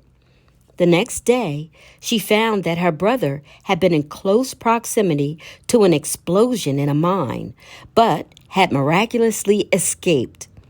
So man is his brother's keeper in thought, and every man should know that the thing he loves dwells in the secret place of the Most High and abides under the shadow of the Almighty. There shall no evil befall thee, neither shall any plague come nigh thy dwelling. Perfect love casteth out fear. He that feareth is not made perfect in love, and love is the fulfilling of the law.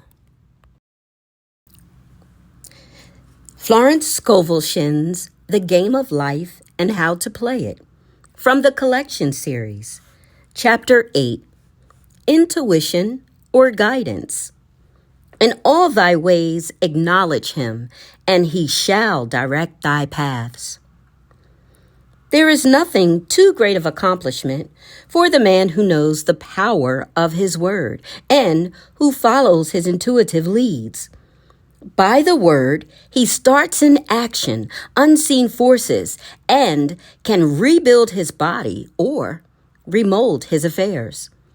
It is therefore of the utmost importance to choose the right words, and the student carefully selects the affirmation he wishes to catapult into the invisible.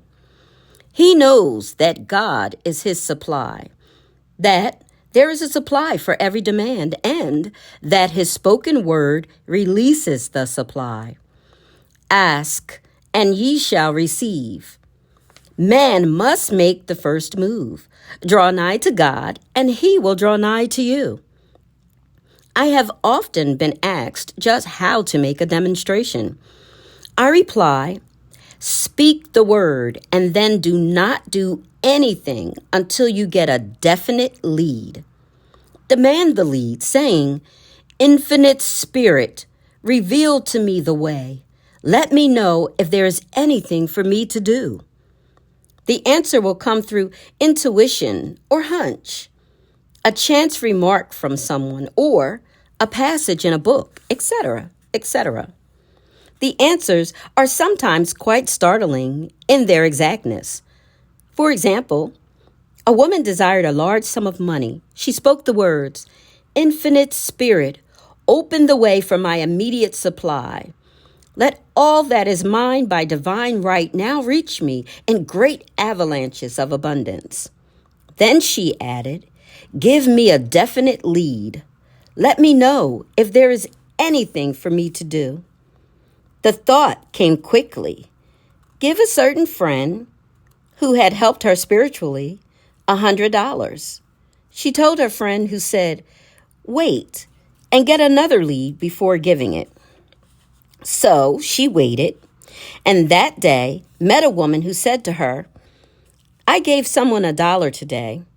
It was just as much for me as it would be for you to give someone 100. This was indeed an unmistakable lead, so she knew she was right in giving the $100. It was a gift which proved a great investment, for shortly after that, a large sum of money came to her in a remarkable way. Giving opens the way for receiving. In order to create activity in finances, one should give. Tithing, or giving 1/10 of one's income, is an old Jewish custom and is sure to bring increase. Many of the richest men in this country have been tithers, and I have never known it to fail as an investment. The 10th part goes forth and returns blessed and multiplied, but the gift or tithe must be given with love and cheerfulness, for God loveth a cheerful giver. Bills should be paid cheerfully. All money should be sent forth fearlessly and with a blessing. This attitude of mind makes man master of money. It is his to obey, and his spoken word then opens vast reservoirs of wealth. Man himself limits his supply by his limited vision. Sometimes the student has a great realization of wealth, but is afraid to act. The vision and action must go hand in hand, as in the case of the man who bought the fur-lined overcoat. A woman came to me asking me to speak the word for a position. So I demanded, Infinite Spirit, open the way for this woman's right position. Never ask for just a position. Ask for the right position, the place already planned in divine mind, as it is the only one that will give satisfaction. I then gave thanks that she had already received, and that it would manifest very quickly. Very soon, she had 3 positions offered her, 2 in New York and 1 in Palm Beach, and she did not know which to choose. I said, ask for a definite lead. The time was almost up and was still undecided when one day she telephoned. When I woke up this morning, I could smell Palm Beach. She had been there before and knew its balmy fragrance. I replied, well, if you can smell Palm Beach from here, it is certainly your lead. She accepted the position, and it proved a great success. Often, one's lead comes at an unexpected time. One day, I was walking down the street when I suddenly felt a strong urge to go to a certain bakery, a block or 2 away. The reasoning mind resisted, arguing, there is nothing there that you want. However, I had learned not to reason, so I went to the bakery, looked at everything, and there was certainly nothing there that I wanted. But coming out, I encountered a woman I had thought of often, and who was in great need of the help which I could give her. So often, one goes for one thing and finds another. Intuition is a spiritual faculty and does not explain, but simply points the way. A person often receives a lead during a treatment. The idea that comes may seem quite irrelevant, but some of God's leadings are mysterious. In the class one day, I was treating that each individual would receive a definite lead. A woman came to me afterwards and said, while you were treating, I got the hunch to take my furniture out of storage and get an apartment. The woman had come to me to be treated for health. I told her I knew in getting a house of her own, her health would improve, and I added, I believe your trouble, which is a congestion, has come from having things stored away. Congestion of things causes congestion in the body. You have violated the law of use, and your body is paying the penalty. So I gave thanks that divine order was established in her mind, body, and affairs. People little dream of how their affairs react on the body. There is a mental correspondence for every disease. A person might receive instantaneous healing through the realization of his body being a perfect idea in divine mind, and therefore whole and perfect. But if he continues his destructive thinking, hoarding, hating, fearing, condemning, the disease will return. Jesus Christ knew that all sickness came from sin, but admonished the leper after the healing to go and sin no more, lest a worse thing come upon him. So man's soul, or subconscious mind, must be washed whiter than snow for permanent healing. And the metaphysician is always delving deep for the correspondence. Jesus Christ said, condemn not, lest ye also be condemned. Judge not, lest ye be judged. Many people have attracted disease and unhappiness through condemnation of others. What man condemns in others, he attracts to himself. For example, a friend came to me in anger and distress because her husband had deserted her for another woman. She condemned the other woman and said continually she knew that he was a married man and had no right to accept his attentions. I replied, stop condemning the woman, bless her, and be through with the situation. Otherwise, you are attracting the same thing to yourself. She was deaf to my words and a year or 2 later became deeply interested in a married man herself. Man picks up a live wire whenever he criticizes or condemns and may expect a shock. Indecision is a stumbling block and many a pathway. In order to overcome it, make the statement repeatedly. I am always under direct inspiration. I make right decisions quickly. These words impress the subconscious, and soon one finds himself awake and alert, making his right moves without hesitation. I have found it destructive to look to the psychic plane for guidance, as it is the plane of many minds and not the one mind. As man opens his mind to subjectivity, he becomes a target for destructive forces. The psychic plane is the result of man's mortal thought and is on the plane of opposites. He may receive either good or bad messages. The science of numbers and the reading of horoscopes keep man down on the mental or mortal plane, for they deal only with the karmic path. I know of a man who should have been dead years ago, according to his horoscope, but he is alive and a leader of one of the biggest movements in this country for the uplift of humanity. It takes a very strong mind to neutralize a prophecy of evil. The student should declare, every false prophecy shall come to naught.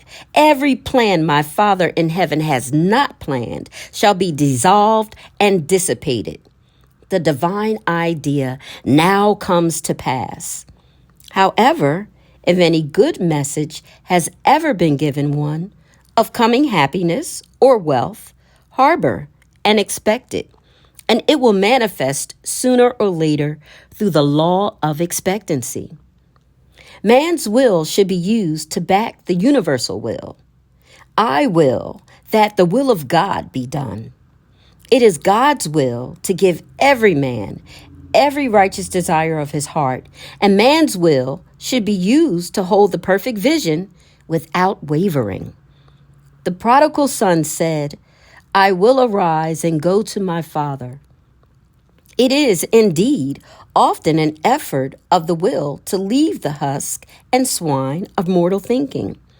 It is so much easier for the average person to have fear than faith.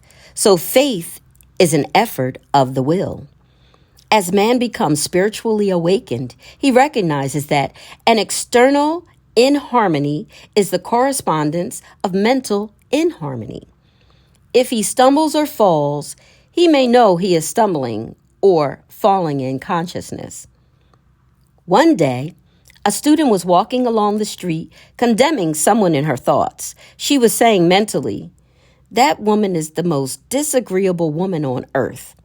When suddenly, 3 Boy Scouts rushed around the corner and almost knocked her over.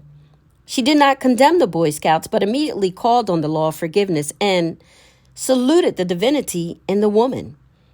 Wisdom's way are ways of pleasantness, and all her paths are peace. When one has made his demands upon the universal, he must be ready for surprises. Everything may seem to be going wrong, when in reality, it is going right. For example, a woman was told that there was no loss in divine mind. Therefore, she could not lose anything which belonged to her. Anything lost would be returned, or she would receive its equivalent. Several years previously, she had lost $2,000. She had loaned the money to a relative during her lifetime, but the relative had died, leaving no mention of it in her will. The woman was resentful and angry, and as she had no written statement of the transaction, she never received the money. So she determined to deny the loss and collect the $2,000 from the Bank of the Universal. She had to begin by forgiving the woman, as resentment and unforgiveness closed the doors of this wonderful bank. She made this statement, I deny loss. There is no loss in divine mind. Therefore, I cannot lose the $2,000, which belongs to me by divine right. As one door shuts, another door opens. She was living in an apartment house which was for sale, and in the lease was a clause stating that if the house was sold, the tenants would be required to move out within 90 days. Suddenly, the landlord broke the leases and raised the rent. Again, injustice was on her pathway, but this time she was undisturbed. She blessed the landlord and said, "As the rent has been raised, it means that I'll be that much richer, for God is my supply." New leases were made out for the advanced rent, but by some divine mistake, the 90 days clause had been forgotten. Soon after, the landlord had an opportunity to sell the house. On account of the mistake in the new leases, the tenants held possession for another year. The agent offered each tenant $200 if he would vacate. Several families moved. 3 remained, including the woman. A month or 2 passed, and the agent again appeared. This time, he said to the woman, "Will you break your lease for the sum of $1,500? It flashed upon her, "Here comes the $2,000. She remembered having said to friends in the house, "We will act together if anything more is said about leaving." So her lead was to consult her friends. These friends said, "Well, if they have offered you $1,500, they will certainly give $2,000. So she received a check for $2,000 for giving up the apartment. It was certainly a remarkable working of the law, and the apparent injustice was merely opening the way for her demonstration. It proved that there is no loss, and when man takes his spiritual stand, he collects all that is his from this great reservoir of good. "I will restore to you the years the locusts have eaten." The locusts are doubts, fears, resentments, and regrets of mortal thinking. These adverse thoughts alone rob man, for no man gives to himself but himself, and no man takes away from himself but himself. Man is here to prove God and to bear witness to the truth. And he can only prove God by bringing plenty out of lack and justice out of injustice. "Prove me now herewith, saith the Lord of hosts, if I will not open you the windows of heaven and pour out a blessing that there shall not be room enough to receive it." The Game of Life and How to Play It, from the Collection Series by Florence ScovelShinn. Chapter 9. Perfect Self-Expression, or the Divine Design. No wind can drive my bark astray, nor change the tide of destiny. There is for each man perfect self-expression. There is a place which he is to fill, and no one else can fill. Something which he is to do, which no one else can do. It is his destiny. This achievement is held a perfect idea in divine mind, awaiting man's recognition. As the imaging faculty is the creative faculty, it is necessary for man to see the idea before it can manifest. So, man's highest demand is for the divine design of his life. He may not have the faintest conception of what it is, for there is possibly some marvelous talent hidden deep within him. His demand should be, "Infinite Spirit, open the way for the divine design of my life to manifest. Let the genius within me now be released. Let me see clearly the perfect plan." The perfect plan includes health, wealth, love, and perfect self-expression. This is the square of life, which brings perfect happiness. When one has made this demand, he may find great changes taking place in his life, for nearly every man has wandered far from the divine design. I know, in one woman's case, it was as though a cyclone had struck her affairs, but readjustments came quickly, and new and wonderful conditions took the place of old ones. Perfect self-expression will never be labor, but of such absorbing interest that it will seem almost like play. The student knows also, as man comes into the world financed by God, the supply needed for his perfect self-expression will be at hand. Many a genius has struggled for years with the problem of supply, when his spoken word and faith would have released quickly the necessary funds. For example, after class one day, a man came to me and handed me a cent. He said, "I have just 7 cents in the world, and I'm going to give you one. For I have faith in the power of your spoken word. I want you to speak the word for my perfect self-expression and prosperity." I spoke the word and did not see him again until a year later. He came in one day, successful and happy, with a roll of yellow bills in his pocket. He said, "Immediately after you spoke the word, I had a position offered me in a distant city and am now demonstrating health, happiness, and supply." A woman's perfect self-expression may be in becoming a perfect wife, a perfect mother, a perfect homemaker, and not necessarily in having a public career. Demand definite leads, and the way will be made easy and successful. One should not visualize or force a mental picture. When he demands the divine design to come into his conscious mind, he will receive flashes of inspiration and begin to see himself making some great accomplishment. This is the picture or idea he must hold without wavering. The thing man seeks is seeking him. The telephone was seeking Bell. Parents should never force careers and professions upon their children. With the knowledge of spiritual truth, the divine plan could be spoken for early in childhood or prenatally. A prenatal treatment should be, let the God in this child have perfect expression.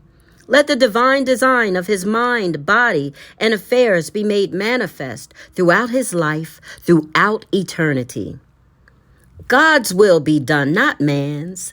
God's pattern, not man's pattern, is the command we find running through all the scriptures, and the Bible is a book dealing with the science of the mind. It is a book telling man how to release his soul or subconscious mind from bondage. The battles described are pictures of man waging war against mortal thoughts. A man's foes shall be they of his own household. Every man is Jehoshaphat, and every man is David, who slays Goliath, mortal thinking, with the little white stone, faith. So, man must be careful that he is not the wicked and slothful servant who buried his talent. There is a terrible penalty to be paid for not using one's ability. Often, fear stands between man and his perfect self-expression. Stage fright has hampered many a genius. This may be overcome by the spoken word or treatment. The individual then loses all self-consciousness and feels simply that he is a channel for infinite intelligence to express itself through. He is under direct inspiration, fearless and confident, for he feels that it is the Father within him who does the work. A young boy came often to my class with his mother. He asked me to speak the word for his coming examinations at school. I told him to make the statement, "I am one with infinite intelligence. I know everything I should know on this subject." He had an excellent knowledge of history, but was not sure of his arithmetic. I saw him afterwards, and he said, "I spoke the word for my arithmetic and passed with the highest honors, but thought I could depend on myself for history and got a very poor mark." Man often receives a setback when he is too sure of himself, which means he is trusting to his personality and not the Father within. Another one of my students gave an example of this. She took an extended trip abroad one summer, visiting many countries where she was ignorant of the languages. She was calling for guidance and protection every minute, and her affairs went smoothly and miraculously. Her luggage was never delayed nor lost. Accommodations were always ready for her at the best hotels, and she had perfect service wherever she went. She returned to New York. Knowing the language, she felt God was no longer necessary, so looked after her affairs in an ordinary manner. Everything went wrong, her trunks delayed, amid inharmony and confusion. The student must form the habit of practicing the presence of God every minute. In all thy ways acknowledge him. Nothing is too small or too great. Sometimes an insignificant incident may be the turning point in a man's life. Robert Fulton, watching some boiling water simmering in a tea kettle, saw a steamboat. I have seen a student often keep back his demonstration through resistance or pointing the way. He pins his faith to one channel only and dictates just the way he desires the manifestation to come, which brings things to a standstill. My way, not your way, is the command of infinite intelligence. Like all power, be it steam or electricity, it must have a non-resistant engine or instrument to work through. And man is that engine or instrument. Over and over again, man is told to stand still. O Judah, fear not, but tomorrow go out against them, for the Lord will be with you. You shall not need to fight this battle. Set yourselves, stand ye still, and see the salvation of the Lord with you. We see this in the incidents of the $2,000 coming to the woman through the landlord when she became non-resistant and undisturbed, and the woman who won the man's love after all suffering had ceased. The student's goal is poise.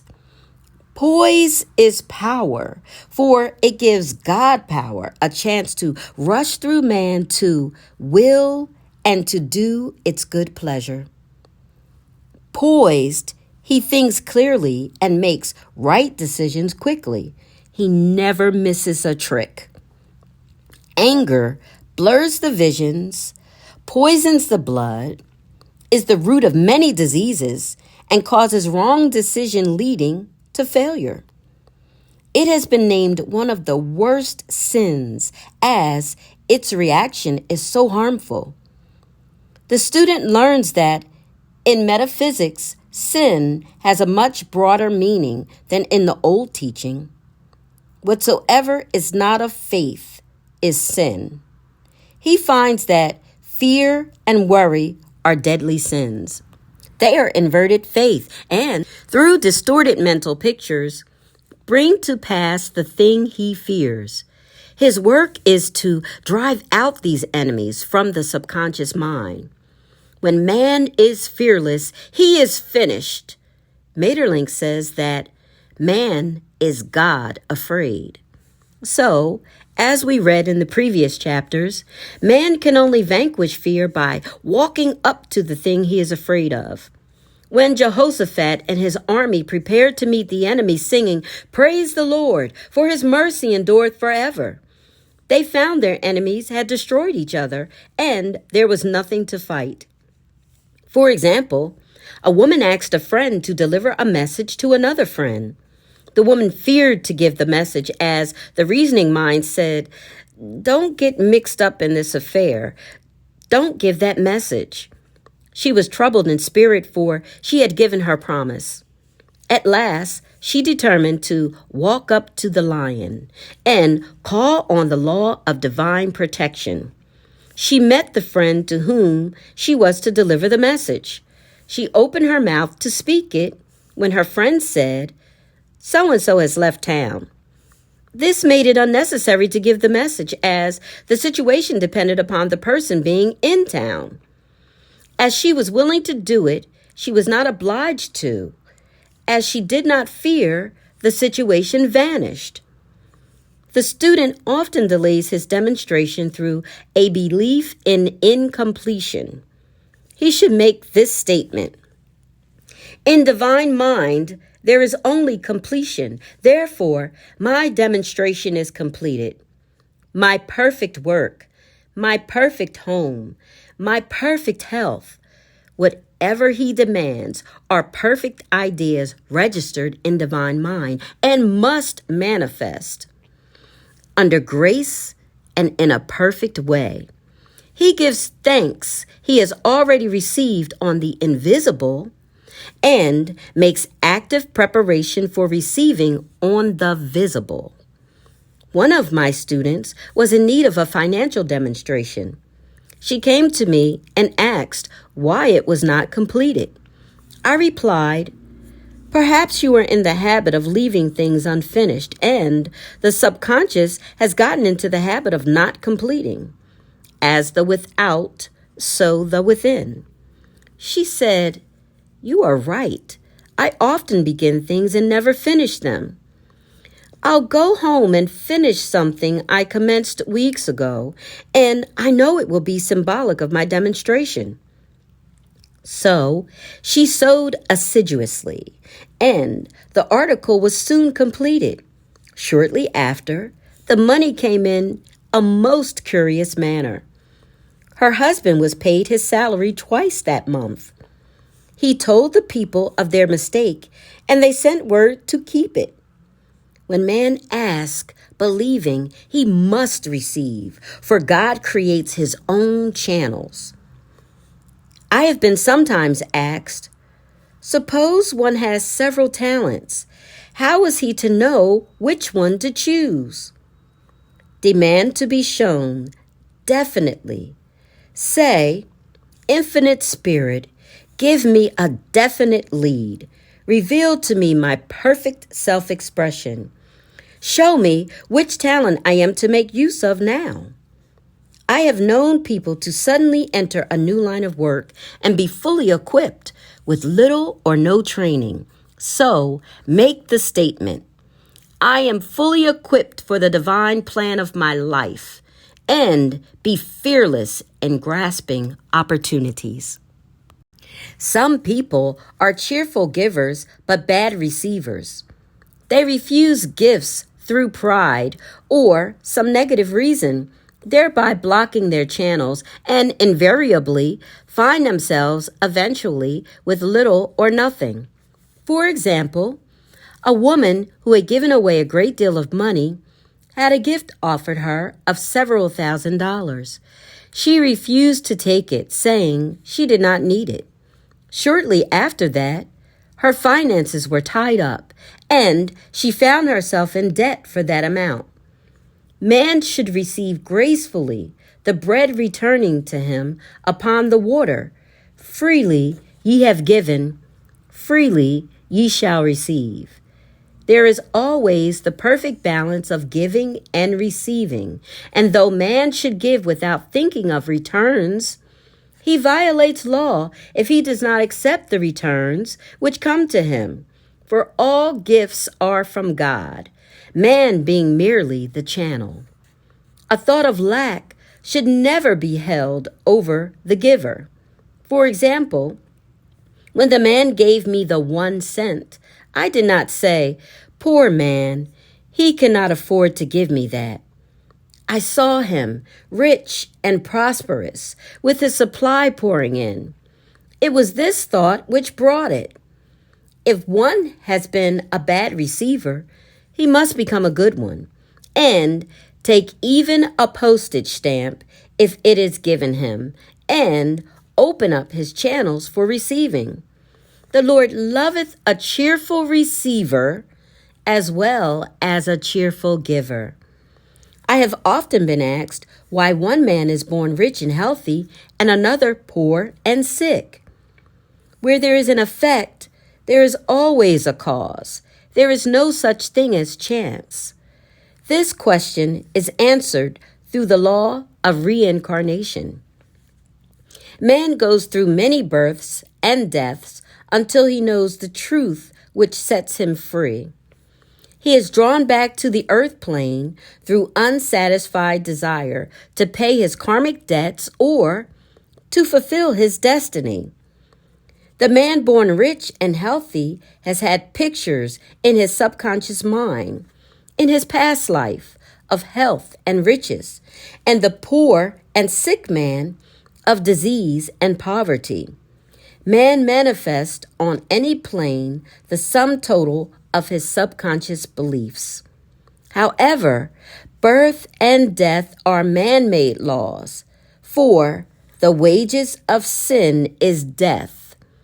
The Adamic fall in consciousness through the belief in two powers. The real man, spiritual man, is birthless and deathless. He never was born and has never died. As he was in the beginning, he is now and ever shall be. So, through the truth, man is set free from the law of karma, sin, and death, and manifests the man-made in his image and likeness. Man's freedom comes through fulfilling his destiny, bringing into manifestation the divine design of his life. His Lord will say unto him, "Well done, thou good and faithful servant. Thou hast been faithful over a few things. I will make thee ruler over many things, death itself. Enter thou into the joy of the Lord, eternal life." The Game of Life and How to Play It by Florence ScovelShinn from the collection. Chapter 10, Denials and Affirmations. Thou shalt also decree a thing, and it shall be established unto thee. All the good that is to be made manifest in man's life is already an accomplished fact in divine mind and is released through man's recognition or spoken word. So he must be careful to decree that only the divine idea be made manifest, for often he decrees, through his idle words, failure or misfortune. It is, therefore, of the utmost importance to word one's demands correctly as stated in a previous chapter. If one desires a home, friend, position, or any other good thing, make the demand for the divine selection. For example, Infinite Spirit, open the way for my right home, my right friend, my right position. I give thanks it now manifests under grace in a perfect way.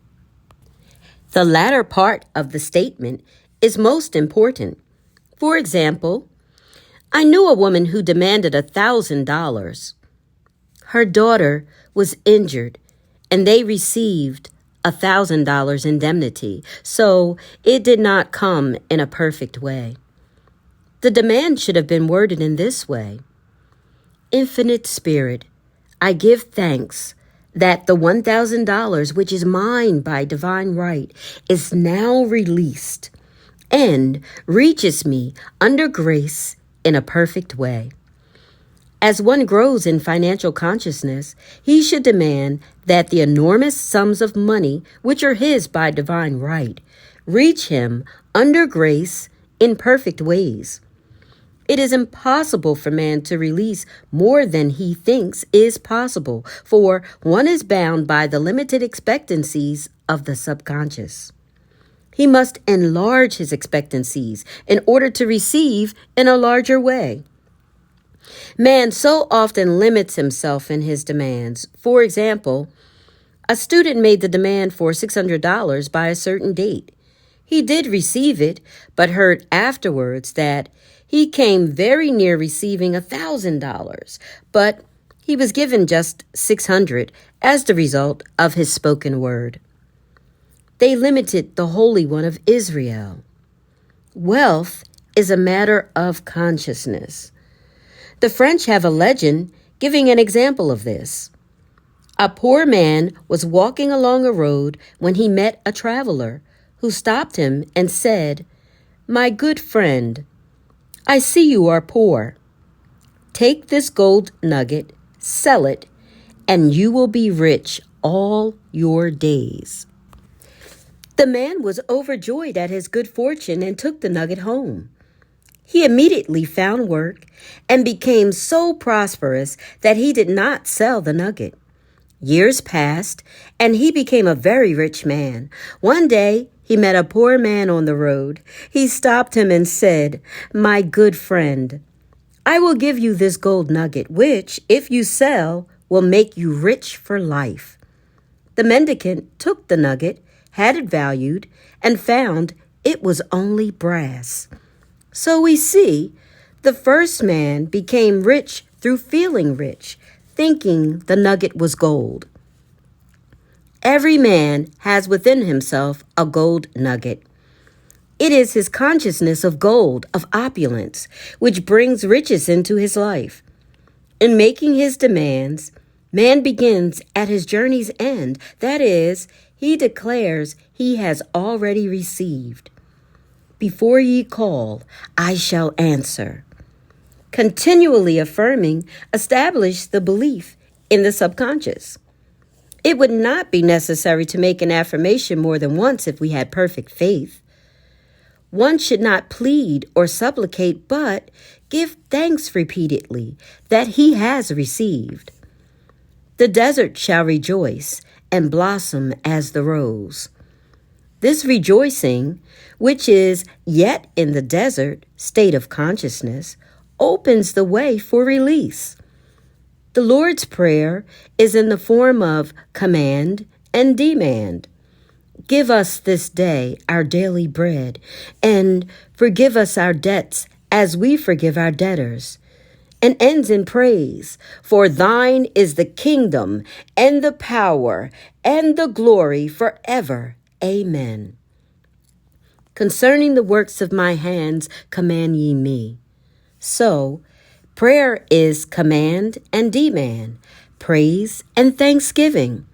The student's work is in making himself believe that with God all things are possible.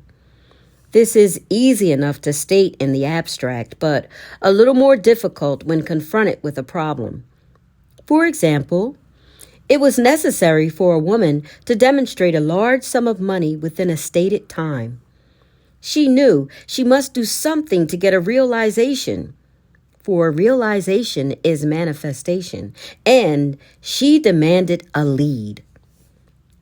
She was walking through a department store when she saw a very beautiful pink enamel paper cutter. She felt the pull towards it. The thought came, I haven't a paper cutter good enough to open letters containing large checks. So she bought the paper cutter, which the reasoning mind would have called an extravagance. When she held it in her hand, she had a flash of a picture of herself opening an envelope containing a large check. And in a few weeks, she received the money. The pink paper cutter was her bridge of active faith. Many stories are told of the power of the subconscious when directed in faith. For example, a man was spending the night in a farmhouse. The windows of the room had been nailed down, and in the middle of the night, he felt suffocated and made his way in the dark to the window. He could not open it, so he smashed the pane with his fist, drew in draughts of fine, fresh air, and had a wonderful night's sleep. The next morning, he found he had smashed the glass of a bookcase, and the window had remained closed during the whole night. He had supplied himself with oxygen simply by his thought of oxygen. When a student starts out to demonstrate, he should never turn back.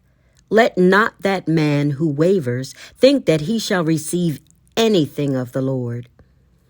A student once made this wonderful statement. When I ask the Father for anything, I put my foot down and I say, Father, I'll take nothing less than I've asked for, but more. So, man should never compromise. Having done all, stand. This is sometimes the most difficult time of demonstrating. The temptation comes to give up, to turn back, to compromise. He also serves who only stands and waits. Demonstrations often come at the 11th hour because man then lets go. That is, stops reasoning, and infinite intelligence has a chance to work. Man's dreary desires are answered drearily, and his impatient desires long delayed or violently fulfilled. For example, a woman asked me, why was she constantly losing or breaking her glasses? We found she often said to herself and others with vexation, I wish I could get rid of my glasses. So her impatient desire was violently fulfilled. What she should have demanded was perfect eyesight. But what registered in the subconscious was simply the impatient desire to be rid of her glasses. So they were continually being broken or lost. Two attitudes of mind cause loss. Depreciation, as in the case of the woman who did not appreciate her husband, or fear of loss, which makes a picture of loss in the subconscious. When a student is able to let go of his problem, cast his burden, he will have instantaneous manifestation. For example, a woman was out during a very stormy day and her umbrella was blown inside out. She was about to make a call on some people whom she had never met, and she did not wish to make her first appearance with a dilapidated umbrella. She could not throw it away as it did not belong to her. So in desperation, she exclaimed, "Oh God, you take charge of this umbrella. I don't know what to do." A moment later, a voice behind her said, "Lady, do you want your umbrella mended?" There stood an umbrella mender. She replied, "Indeed I do." The man mended the umbrella while she went into the house to pay her call. And when she returned, she had a good umbrella. So there is always an umbrella mender at hand. On man's pathway, when one puts the umbrella or situation in God's hands, one should always follow a denial with an affirmation. For example, I was called on the phone late one night to treat a man whom I had never seen. He was apparently very ill. I made the statement, I deny this appearance of disease. It is unreal, therefore cannot register in his consciousness. This man is a perfect idea in divine mind, pure substance expressing perfection. There is no time or space in divine mind. Therefore, the word reaches instantly its destination and does not return void. I have treated patients in Europe and have found that the result was instantaneous. I am asked so often the difference between visualizing and visioning. Visualizing is a mental process governed by the reasoning or conscious mind. Visioning is a spiritual process governed by intuition or the superconscious mind. The student should train his mind to receive these flashes of inspiration and work out the divine pictures through definite leads. When a man can say, I desire only that which God desires for me, His false desires fade from the consciousness, and a new set of blueprints is given him by the master architect, the God within. God's plan for each man transcends the limitation of the reasoning mind and is always the square of life, containing health, wealth, love, and perfect self-expression. Many a man is building for himself, in imagination, a bungalow, when he should be building a palace.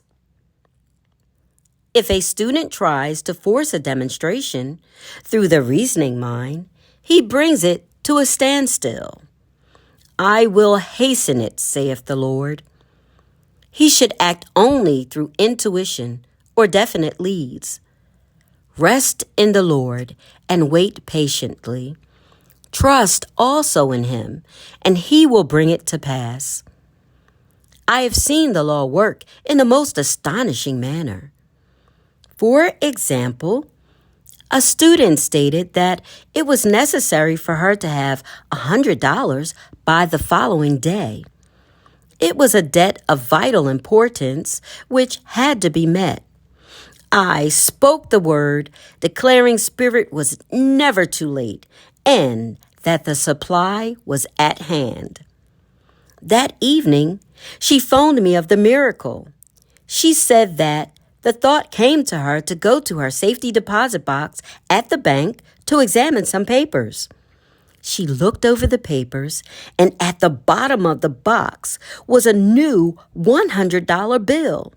She was astounded and said she knew she had never put it there, for she had gone through the papers many times. It may have been a materialization, as Jesus Christ materialized the loaves and fishes. Man will reach the stage where his word is made flesh or materialized instantly. The fields ripe with the harvest will manifest immediately, as in all of the miracles of Jesus Christ. There is a tremendous power alone in the name Jesus Christ. It stands for truth made manifest. He said, whatsoever ye ask the Father in my name, he will give it to you. The power of this name raises the student into the fourth dimension, where he is freed from all astral and psychic influences, and he becomes unconditioned and absolute, as God himself is unconditioned and absolute. I have seen many healings accomplished by using the words, in the name of Jesus Christ.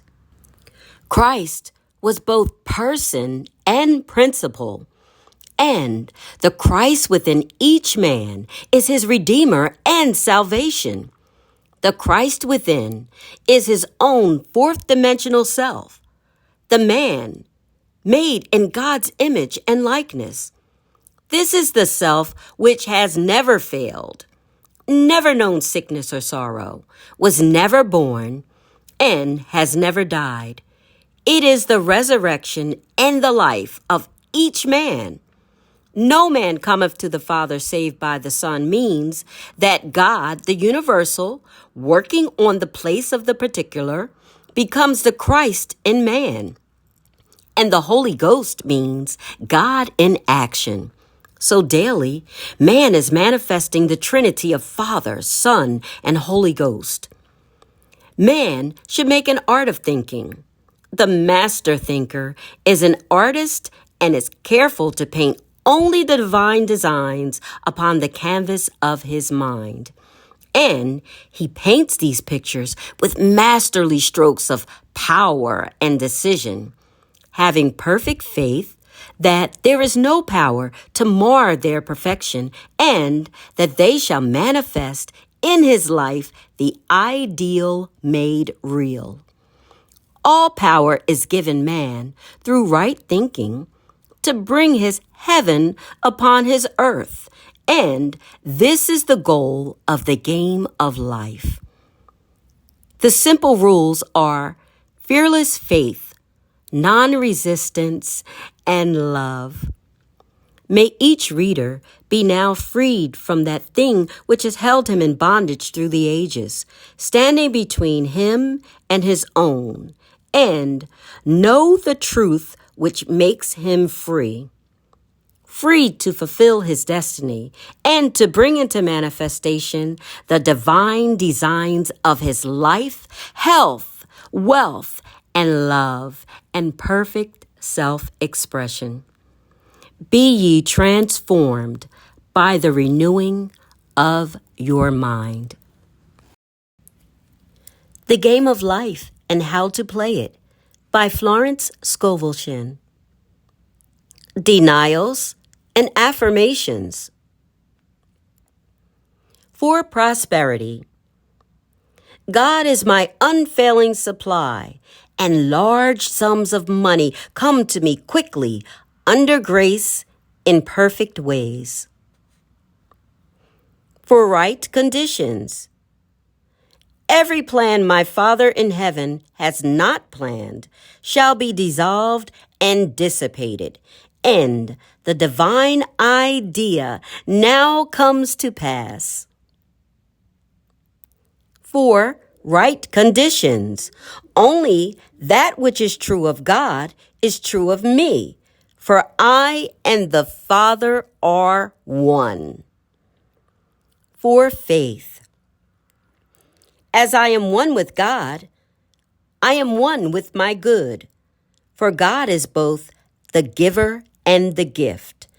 I cannot separate the giver from the gift. For right conditions. Divine love now dissolves and dissipates every wrong condition in my mind, body, and affairs. Divine love is the most powerful chemical in the universe and dissolves everything which is not of itself. For health. Divine love floods my consciousness with health, and every cell in my body is filled with light. For the eyesight. My eyes are God's eyes. I see with the eyes of spirit. I see clearly the open way.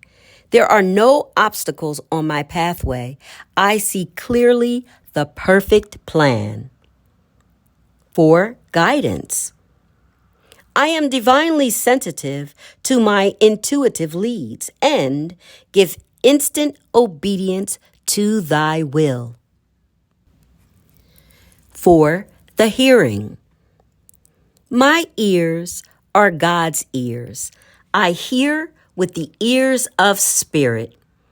I am non-resistant and am willing to be led.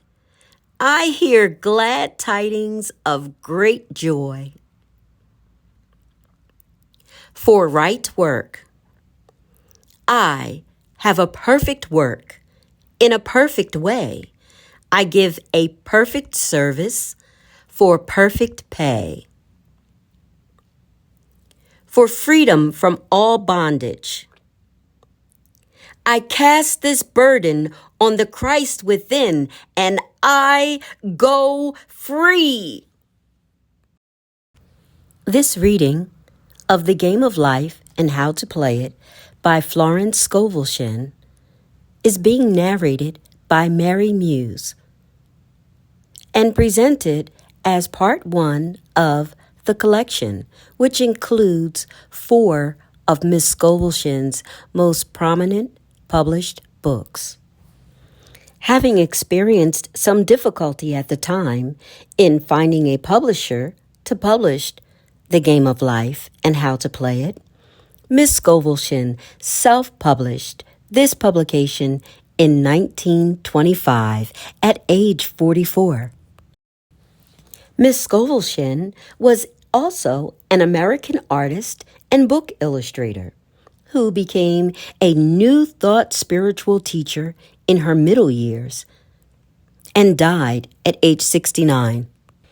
As I narrate these relevant, spiritually influential readings, I cannot help but think how timely its content is now as it was then. Around the time of Miss ScovelShinn's birth in 1871, tuberculosis, a lung disease, became an all-time high for the accountability of many deaths.